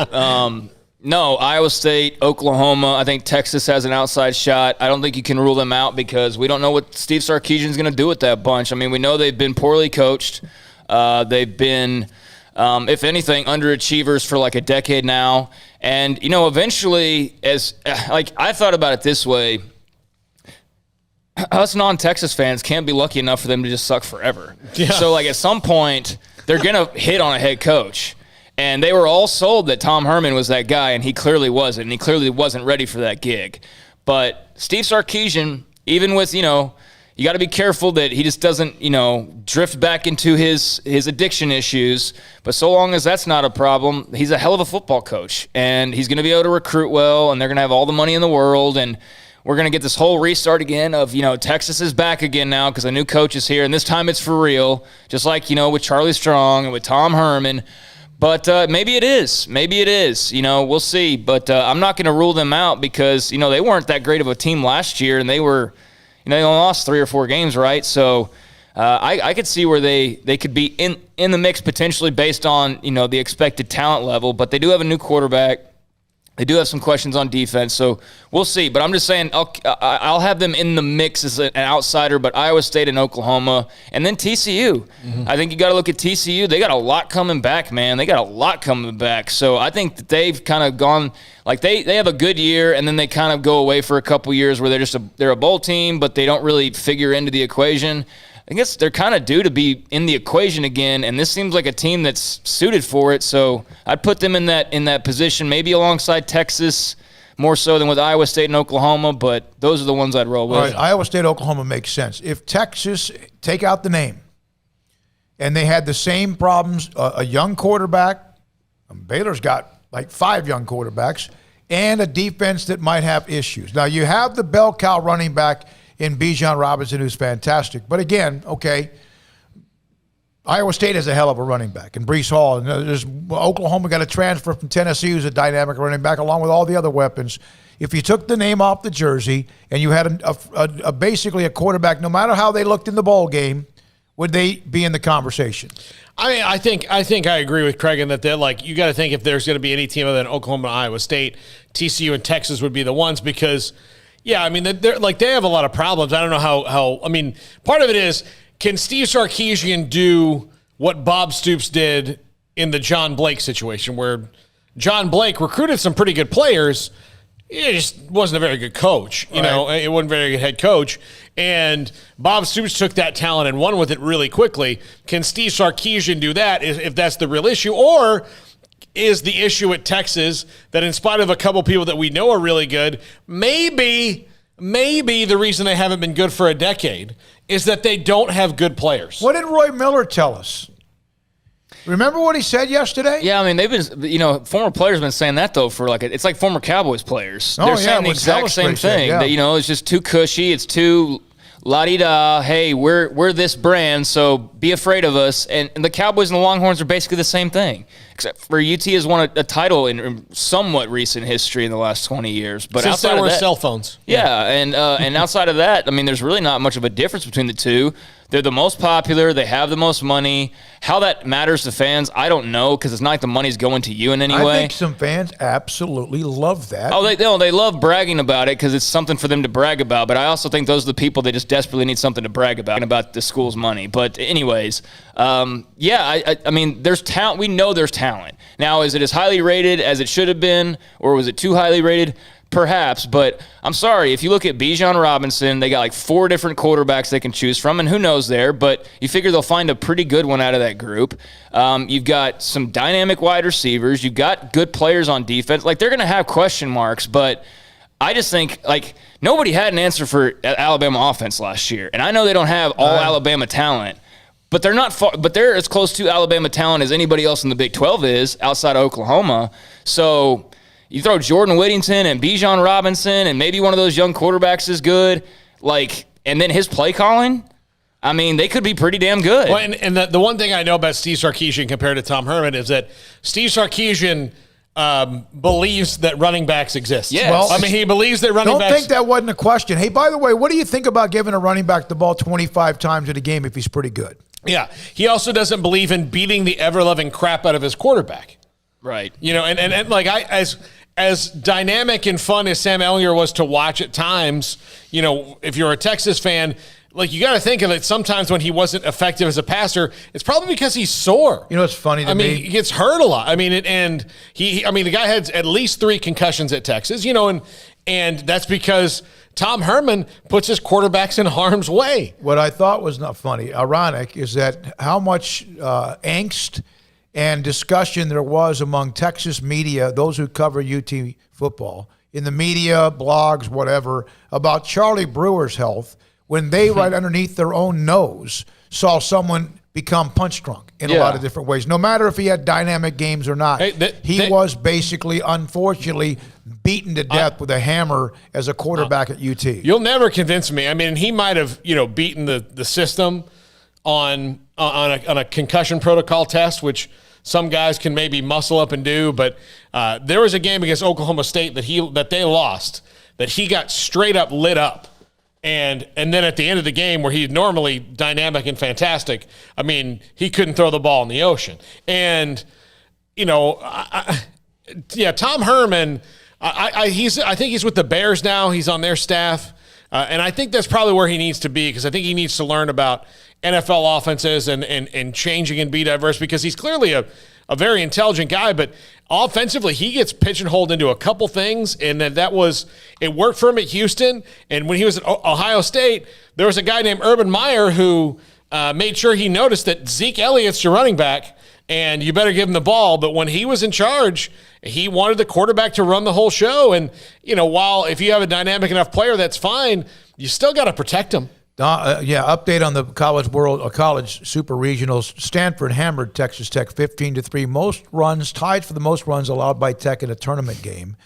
Also, how about this young man becomes my favorite college football player? He's a freshman at Alabama. He's a first-year student at Alabama. He's a defensive back. His name is JaQuincy McKinstry. He is now officially going by the name of Kool-Aid. Instead of running out of the tunnels, he bursts through the wall and out onto the field. It is official. He has solidified his status as a future Hall of Famer, and this is from at AFCT. His actual official legal name is now Kool-Aid McKinstry. He's just going to cut. He better jump out and say, "Oh, yeah," every time. Yeah. What's your favorite Kool-Aid? Mine's cherry. Yeah, it's got to be cherry, right? I haven't had it in so long. I mean, it all kind of tastes the same to me, quite frankly. I can't. Armstrong, you trying to look it up? You trying to find Kool-Aid? I think he said blue. McKinstry is his. I don't know if he's on Twitter. I really have not had like a legitimate, like real Kool-Aid. Brought the packet out and done that. I can't remember the last time I did that. The last time I had actual Kool-Aid, I was in a soul food restaurant, and there was like one of the options where they had just like a big jug of it, and you're just like, oh, that's what I'll have right there. Yeah. Oh my God, on SicEm365 Radio on the Twitter feed, 3 angry men talk about TCU banning the word freshman. I love it. Misleading title. Thank you. Did you see who one of the people that liked it was? Actually, there's 2 angry men. I was sitting back, was listening to it. Yeah. What's that? I would call us more perplexed. Yeah, more so that. Flummoxed, maybe. Disturbed? Yeah. No, not disturbed. Disturbed. It's a great movie. Disturbed's a band, right? Yes. They're the ones that do Nights in White Lightning. Or what's the song that they... They did not do Nights in White Satin. No, they did not. That was like 30 years before What's the Disturbed song was even a band. It was so angry. It's a remake. Yeah, you're talking about the zombie remix. Are you talking about the Sounds of Silence? These are that? Yeah, no, Sounds of Silence. They did that on, was it Conan? Yeah. They did that? Yeah. Oh, yeah. That's a song that if you listen to Sounds of Silence from Disturbed once, you cannot stop listening to it 25 times. Yeah, you can. You can stop listening to it, listen to the original, which is 20 times better by Simon and Garfunkel. But no, it's from a The good Graduate. Yeah. It's a good rendition. It is. They did a good job on that, and that lead singer's got a great voice. But yeah, the Nights in White Satin, that is definitely not even the same time zone, period, or band, or genre, really. But cool. Going back to Kool-Aid, I mean, whatever. I mean, cool, man. That's unique. That's for sure. McKinstry, defensive back at Alabama. That's a great. What position do you have to play to be named Kool-Aid McKinstry? Is that a running back position? He's a defensive back. Defensive back, or the best water boy ever. Armstrong is there. He is. There he is. Yeah. Defensive back. That's his official name now. Where's number 1? Number 1, Kool-Aid McKinstry. He's a freshman, too. We get to hear that name for at least 3 years. Maybe. Here's what I can't wait to hear. I can't wait to hear Nick Saban say, well, Kool-Aid had a nice game. Yeah, I can't wait for Nick Saban to hear about the fact he changed his name to Kool-Aid. I'm sure Nick Saban knows. I mean, this doesn't change on the Alabama website without Nick Saban knowing. Hey, well, he must be pretty good. He's wearing the number 1, so he must be a pretty good player. Coach, we have a name change with one of the players on the scholarship. Okay. Well, it's whatever his real first name is. DeKestrin or whatever his name is. It's been moved to it's Kool-Aid. C. Saban. I bet you Nick Saban and the staff gave him the name. And Nick Saban, it might be a nickname, and maybe Saban goes, as long as he's any good, I don't care what he calls him. I cannot wait for him.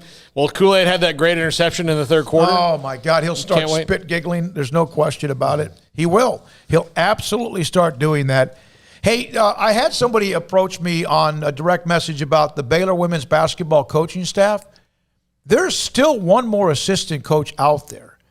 And I don't know whatever happened to whether or not Bill Brock is still a part of this coaching search. I'll be honest with you. I reached out to him, spoke with him a couple of weeks ago. Nothing really. He didn't say anything that he's not allowed to say. Thought that maybe something was going to come down, yes or no. I don't know what's happening there. I really don't. Somebody asked me about the update with that, and I tried to call Coach Brock a couple of days ago, and he didn't answer. I think actually what happened, you hear it ring twice, and then all of a sudden it goes. My phone call was declined, not because he's evil, because maybe he still can't say anything, or maybe he knows something, and I'm not trying to read the tea leaves, but I think every day that goes by, the less and less. Or maybe they're saving that for last, as the last hire. I don't know. But that was a question. I had somebody send that to me on a direct message. 5:36. Let's come back more. Paul's 5 at 5. What's it on today, Paul? 5 best sports documentaries, since we're about to be in one. Yeah, since we're about to have one here with SicEm365. This is SicEm365 Radio. Waco Custom Marketplace. It's a great place to find live crawfish. 30-pound sacks. It's too late now. Unless you ordered at 6 o'clock or earlier on Wednesday. You could have gone by today at 2 or anytime tomorrow and picked up your 30-pound sacks of live crawfish at $4.25 a pound. But they also have some specials right now. The Prime New York Strip Steak is $13.99 a pound. The Choice New York Strip Steak, $12.99 a pound. And the Select New York Strip Steak is $11.99 a pound. The Select Bone-In Ribeye is $9.99 a pound. They make the steak the way you want it, not the way that means it comes from, we understand, an animal. But they will custom cut it to whatever thickness you like, whether it's an inch and a half, or whatever you might want. And then also, Paula sent me a recipe she was cooking last night, and she went there and she asked for beef, ground beef. Well, one of the guys behind the butcher shop counter said, I'm going to get you some sirloin steak, and they ground it up in front of her. And she made a dinner last night, and she said, I'm on my way to Waco Custom Marketplace to find all the ingredients that I need. And it was a pasta, kind of, I guess it was sirloin. It wasn't like pasta and beef, but I guess it was. But it was something that she made, and she went and got all the ingredients, including the product, the protein, and more from Waco Custom Marketplace at 425 Lake Air Drive in Waco. With more than 160,000 alumni worldwide and counting, the Baylor family is growing. And through the university's expanded Baylor alumni program, the family is growing closer. With hundreds of local volunteers planning events in cities and towns around the country, you can gather with fellow Bears no matter where you are. So, get connected, get something started, get involved, and make plans to get together with Baylor alumni. Visit us at baylor.edu/alumni. Allen Samuels is holding the Ram Spotlight event on the new 2021 Ram Lone Star Crew Cab trucks at Allen Samuels. The three-peat Motor Trend Truck of the Year is built to serve. This truck is perfect for whatever your lifestyle calls for. Impressive towing, high-strength steel frame, and the smoothest, most comfortable ride of any truck. Allen Samuels located at 201 West Loop 340 in Waco. Come see the Ram Lone Star Crew Cab. The Ram Spotlight event won't last long. Visit Allen Samuels today or online at allensamuelsdcj.com. Come by. Let's be friends. At Ideal MRI, we feel blessed to be part of the Waco community. We're a small family business here in Central Texas. At times like this, the cost of healthcare has never been more important. And unfortunately, significant illnesses and injuries still occur. And that's why Ideal MRI is open and here to serve you through this difficult time. So if you need an MRI, ask your doctor about Ideal MRI. You can schedule online in minutes at idealmri.com or call 833-IDEAL-MRI.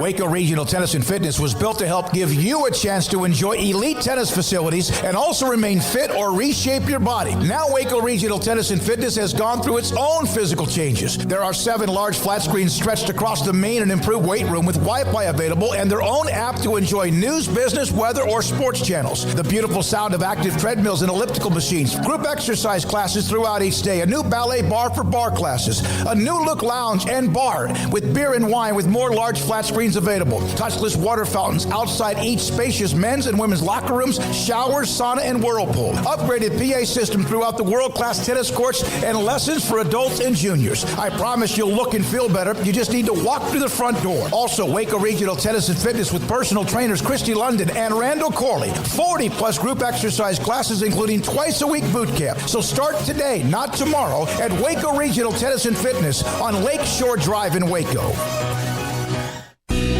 Let Camille Johnson Realtors guide you seamlessly through the process of buying your dream home or selling your current one. Commercial, farm and ranch, or residential, Camille Johnson Realtors can smoothly and successfully lead you through any transaction. With a team of 28 experienced agents who are excited about serving you, Camille Johnson Realtors services the entire greater Waco area. If you're in the market to buy or sell, contact Camille Johnson Realtors, 104 Midway Center in Woodway, or find them online at www.camillejohnson.com. Camille Johnson Realtors, elegant, charming, warm. Welcome home. It was broad daylight. I stepped into a gas station for 5 minutes to grab a snack, and just like that, my car was broken into. They made out like a bandit. My laptop, my phone, everything. I called my agent to see what could be done, and he restored my faith in humanity. My claim was processed so quickly, and I was able to recover my losses. Stop by and see our agents at one of our 3 McLennan County locations. Coverage and discounts are subject to qualifications and policy terms and may vary by situation. Welcome back to SicEm365 Radio. The SicEm365 Radio app is sponsored by Allen Samuels Dodge Chrysler Jeep Ram Fiat in Waco. Your friend in the car business at Loop 340 and east of 84. Come by. Let's be friends. 5:42 on this Friday. Hey, Monday, I want to give you a little bit of a heads up. On Monday, Andre Branch, former Baylor basketball player, will join us. On that thread that I put up in the premium section about, hey, give me a name or two we haven't been able to get to, because we've gotten to dozens upon dozens upon dozens, and most of them you've brought up, I'd say about 50, 60% we've done. But there's been some great names. Also, Drew Pittman, NFL agent for the last nearly 30 years. That's Grant Taft's son-in-law. He has a device called Brain Vault. He and another co-founder, we're going to have him on the show Friday on Zoom at 5 o'clock, and he and a partner who's a doctor are going to discuss this device that has, right now, has been flawless when it comes to prevention of concussions. So if you are a coach or you have somebody who's playing the game or whatever, we'll have that and kind of describe that. And we have a special code number that we're going to give you on Monday, and I'm going to put it up on Twitter sometime this weekend, that will give you a discount of $25. And honestly, I don't know if it costs $50 or $500. I don't know that, but it's a device. Paul, you said you've seen it before? Yeah, well, he showed me a picture. I don't know if that's the one. Is it like a chin strap? It's a mouthpiece, I think. I believe it's a mouthpiece. All right, well, it's not that's not going to be something that's too much, but we'll have that on, and there's going to be a code with my last name and 25, the number's 25, that allows you to get $25 off if you were to order that. Now, I don't know. It's pretty neat. Drew had contacted me about 2 weeks ago. We spoke on the phone last night, so we'll have that segment on Monday at 5 o'clock. All right? Back when Eli was interning for us, his son. So Eli Pittman, okay. Yeah. All right. Well, it wouldn't be somebody else, Eli like Manning or someone like that. All right. So what would you, if you could, make one change in the college football playoff? Craig? The one that they just introduced? Yeah, with all of what we've seen, which there'll be some little things that they change along the way, what would you suggest if there was one change with the college football playoff? I don't have one. Okay. Paul?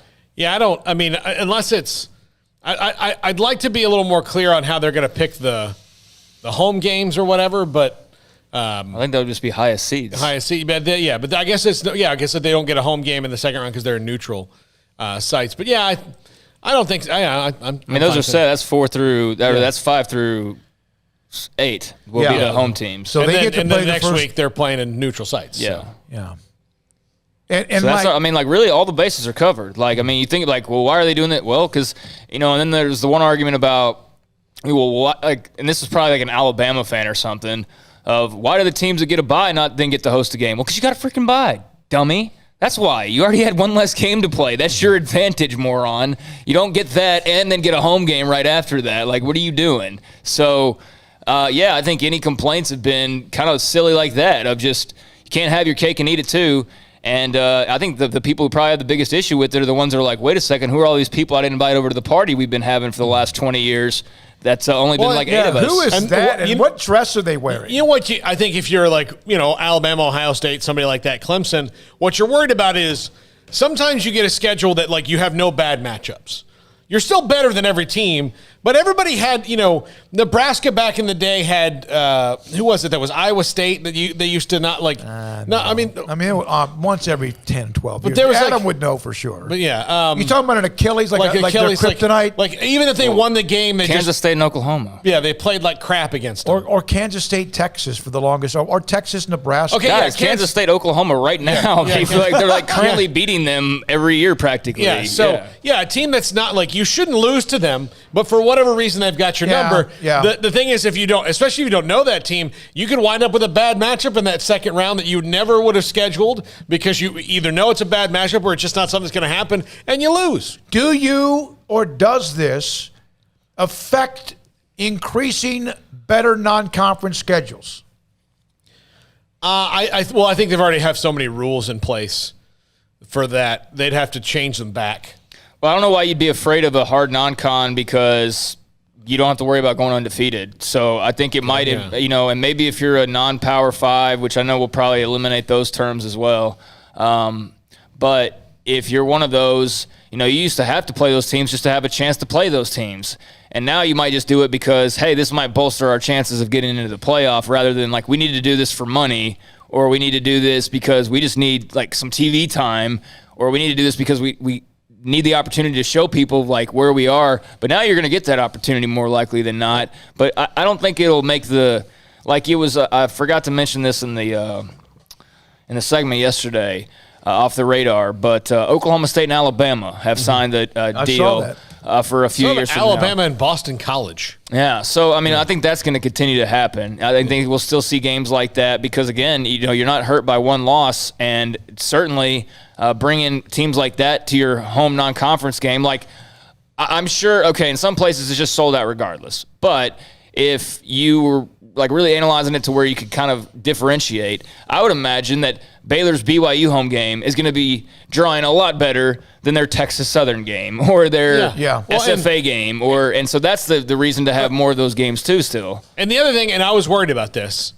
that out of the pandemic, college athletics wouldn't know what to do to try to like restart the fire because they've never shown any capacity for forward thinking. Right. I mean, they got this done and thought it out. And NIL, they're begging Congress, who is only slightly more effective than the NCAA, to do something. So I didn't have any faith in them to get this done, but it does show that, listen, out of the pandemic, you have to really look at things differently. And when you have all this time to think about it, like, okay, expanding the playoff, most people want it. I mean, if we had a national referendum of college football fans where we went into a ballot box and said, would you like more teams in the playoffs? It would run away with it. It would be like a Reagan versus Mondale. Like it would just dominate. There would be no chance. So I think that they finally got something right and going forward and out of the pandemic, knowing like we got to grow this thing. We got to help. The thing is also, if you're the big boys, you can't have everybody else below you losing money because then eventually they're going to go away. What's amazing to me is that there was seriously, I would think, talk, discussion, whatever, a plan, a mission statement that there was going to be even more of the haves and have-nots. And as Tim Brando, Craig, I think you asked the question, Paul, you were going to ask it. I mean, that right there, that gets shoved off the cliff. You hope so, and I don't see why it wouldn't because, I mean, again, you're expanding the playoff, which if they were looking to keep it super exclusive would not have been in the cards, and they would have waited until they broke off entirely the 30 teams or whatever.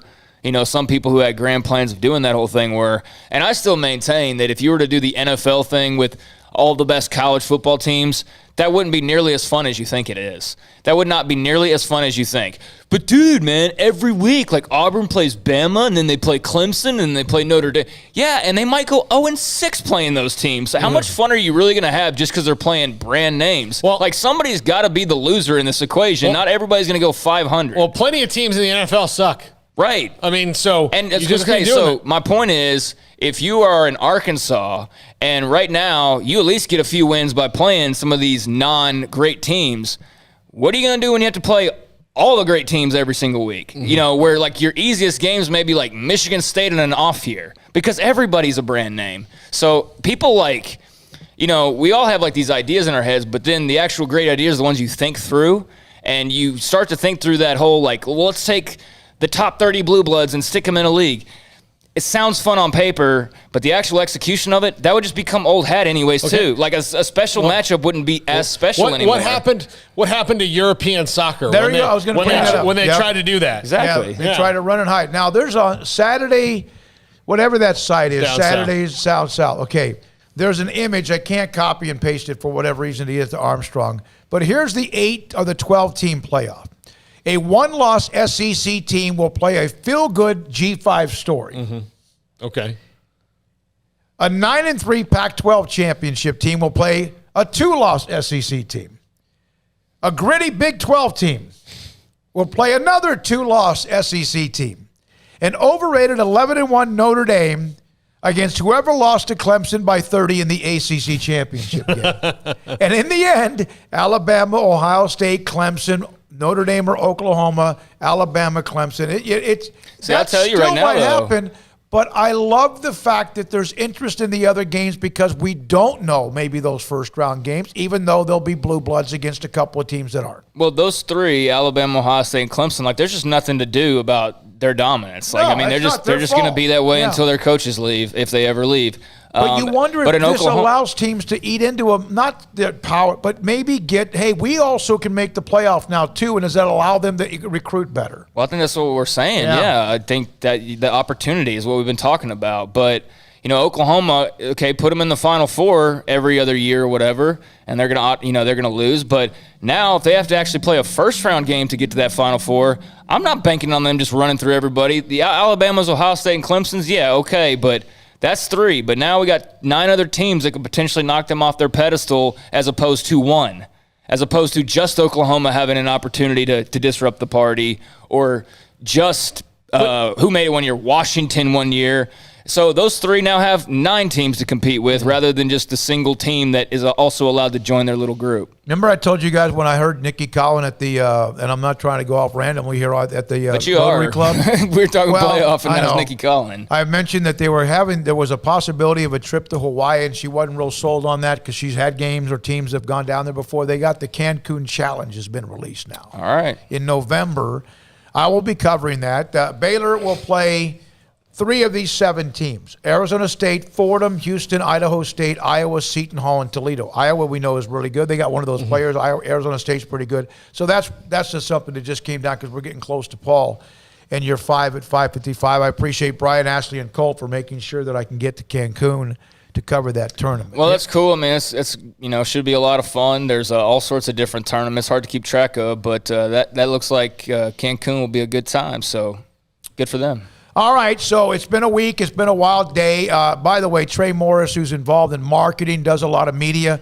He just called that segment with Craig and Paul about TCU and freshmen the greatest segment of all time. And Sybil Summer, what's her? Oh, golly, I just went. But she's in radio in Dallas. Sybil Summers? Sybil Summers said, so what are they going to call the fraternity and sororities? Was it brothers and sisters? Oh, no, I know. Somebody will be offended by that too, right? I mean, members. Yeah, we're all going to be just generic, nameless, like it's, oh man, it's so stupid. All right, it's time to close out the week. Thank God with something that might be even, well, I don't know if it could be any more funnier than what we've talked about in this hour in certain ways.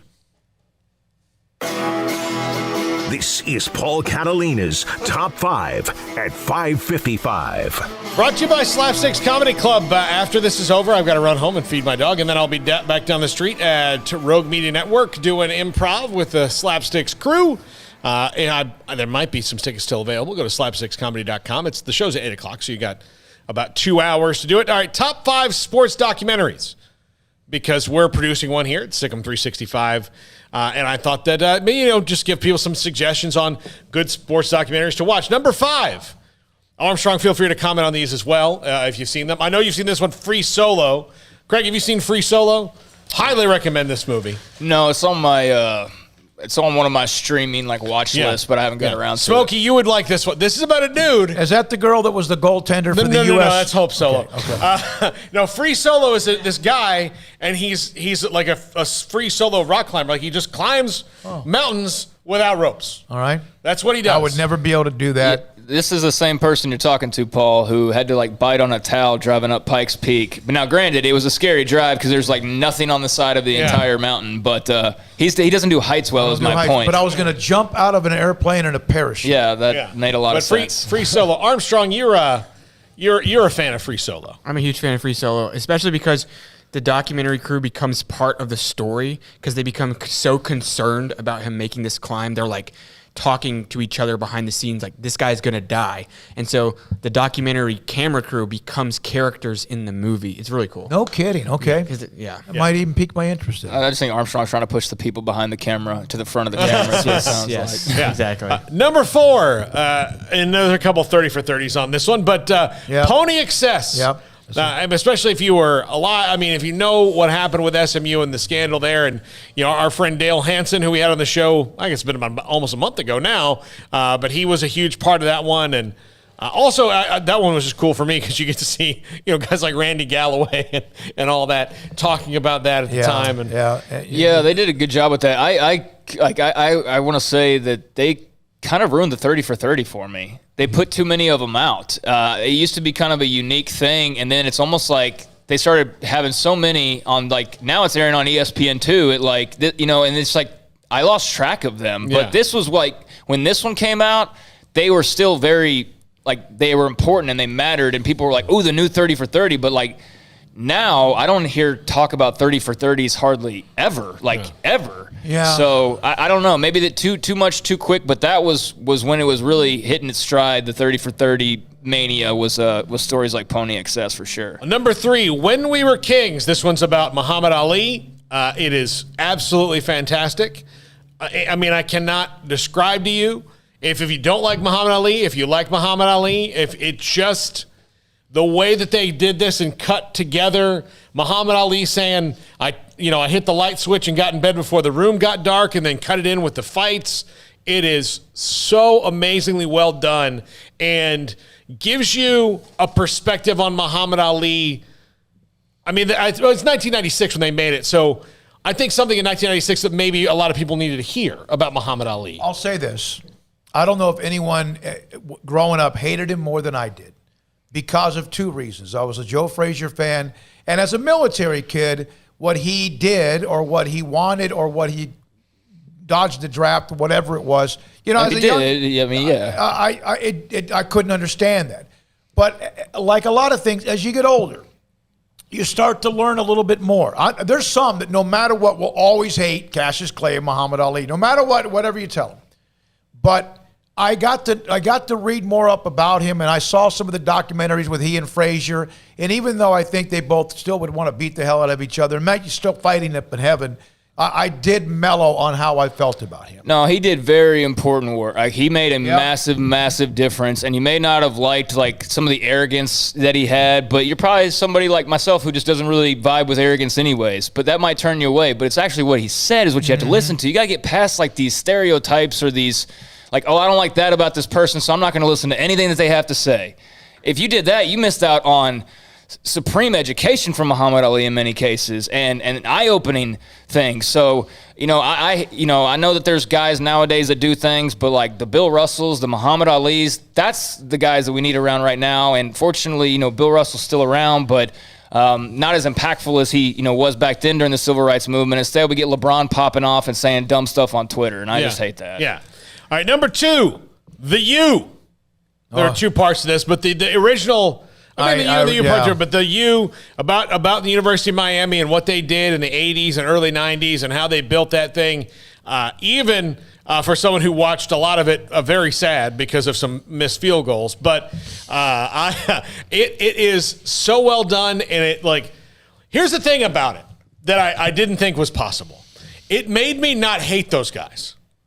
Really? I mean, as a fan, it made me, you kind of respect the game a little bit. It just, all of a sudden, I felt like I'm watching Ocean's 11 and rooting for the crooks. Just ahead of their time, I mean, it's just how it was. And I just thought it was really well done. And the fact that everybody who participated in it was unabashed about saying, yes, we were taking money. Yeah. Yes, yeah. We were doing this. Yes, we thought we were better than everybody else. I kind of found that refreshing. That's good. Yeah. All right, number 1 just came out last year. Yeah. The Last Dance. And again, good documentaries where people are, honest and open. And Michael Jordan's a person you never hear much from because he doesn't need to say much. But him telling the story and the other people around it telling the story, I thought was fascinating. I think most people who watched it thought The Last Dance was fascinating. We did segments on it on our show every week last year because it was that interesting, getting Will Perdue and one of the guys from the front office and all that on the show because it was absolutely fascinating what was going on there. And there may never be another thing like that, ever. Another run with a team like that. I couldn't wait to watch it, and then I couldn't stop watching it. Because sometimes you want to watch something so badly, and you can't wait for it to get there. Then it gets here, and you're like, oh, okay. Well, I mean, there's, you could do one on the Patriots because they would be as similar to a run as the Bulls had. because outside of that, like the Spurs have really come the close. Early 2000s Lakers with Kobe and Shaq, but like those are more interesting kind of just individually or just that relationship in particular rather than the team. So yeah, those Bulls teams, they're kind of, the last of their kind in some ways. And I know the Pistons won a couple and the Spurs won 3 and the Lakers were, there was all these other teams that won a bunch of titles after that. But that was and that was right before everything just kind of changed and the landscape sort of shifted in sports in general. That was a different time, to be sure. And I'll say this, if they did one of the Patriots, I think Tom Brady would be very candid. I think the players would be very candid. Yeah. But if you compare Phil Jackson's candidness to what Bill Belichick would do, I don't think it would be as entertaining. You know what? There's one, I know we got to go. Bill Belichick sat down with Bill Parcells in an empty room one time, and they talked back and forth about a lot of things. And, Belichick at times, I think, was brought to tears and was choked up a little bit. Yeah, the two Bills, yeah. Yeah, so that was a pretty good it's a good one, too, yeah. I'll give a special shout-out to one of my favorite sports documentaries. I think it was the first one I ever watched, actually. It was many years ago. I don't know how it still holds up, but it was fascinating at the time. It was Hoop Dreams. Oh, yeah. I almost put it on the list. It's outdated somewhat now because recruiting's a little different with, like, the internet and everything, but, man, it's fascinating stuff. For Hayden, Bumpus, for Emma, and also thank you very much, Armstrong Sims, who's about to be on a break. Jack will be back with us sometime next week as well. For Paul Catalina, for Craig Smoak, thank you for all of our sponsors, all of you who watch or listen across the various media outlets that we are, the content. Have a great weekend. And this is SicEm365 Radio.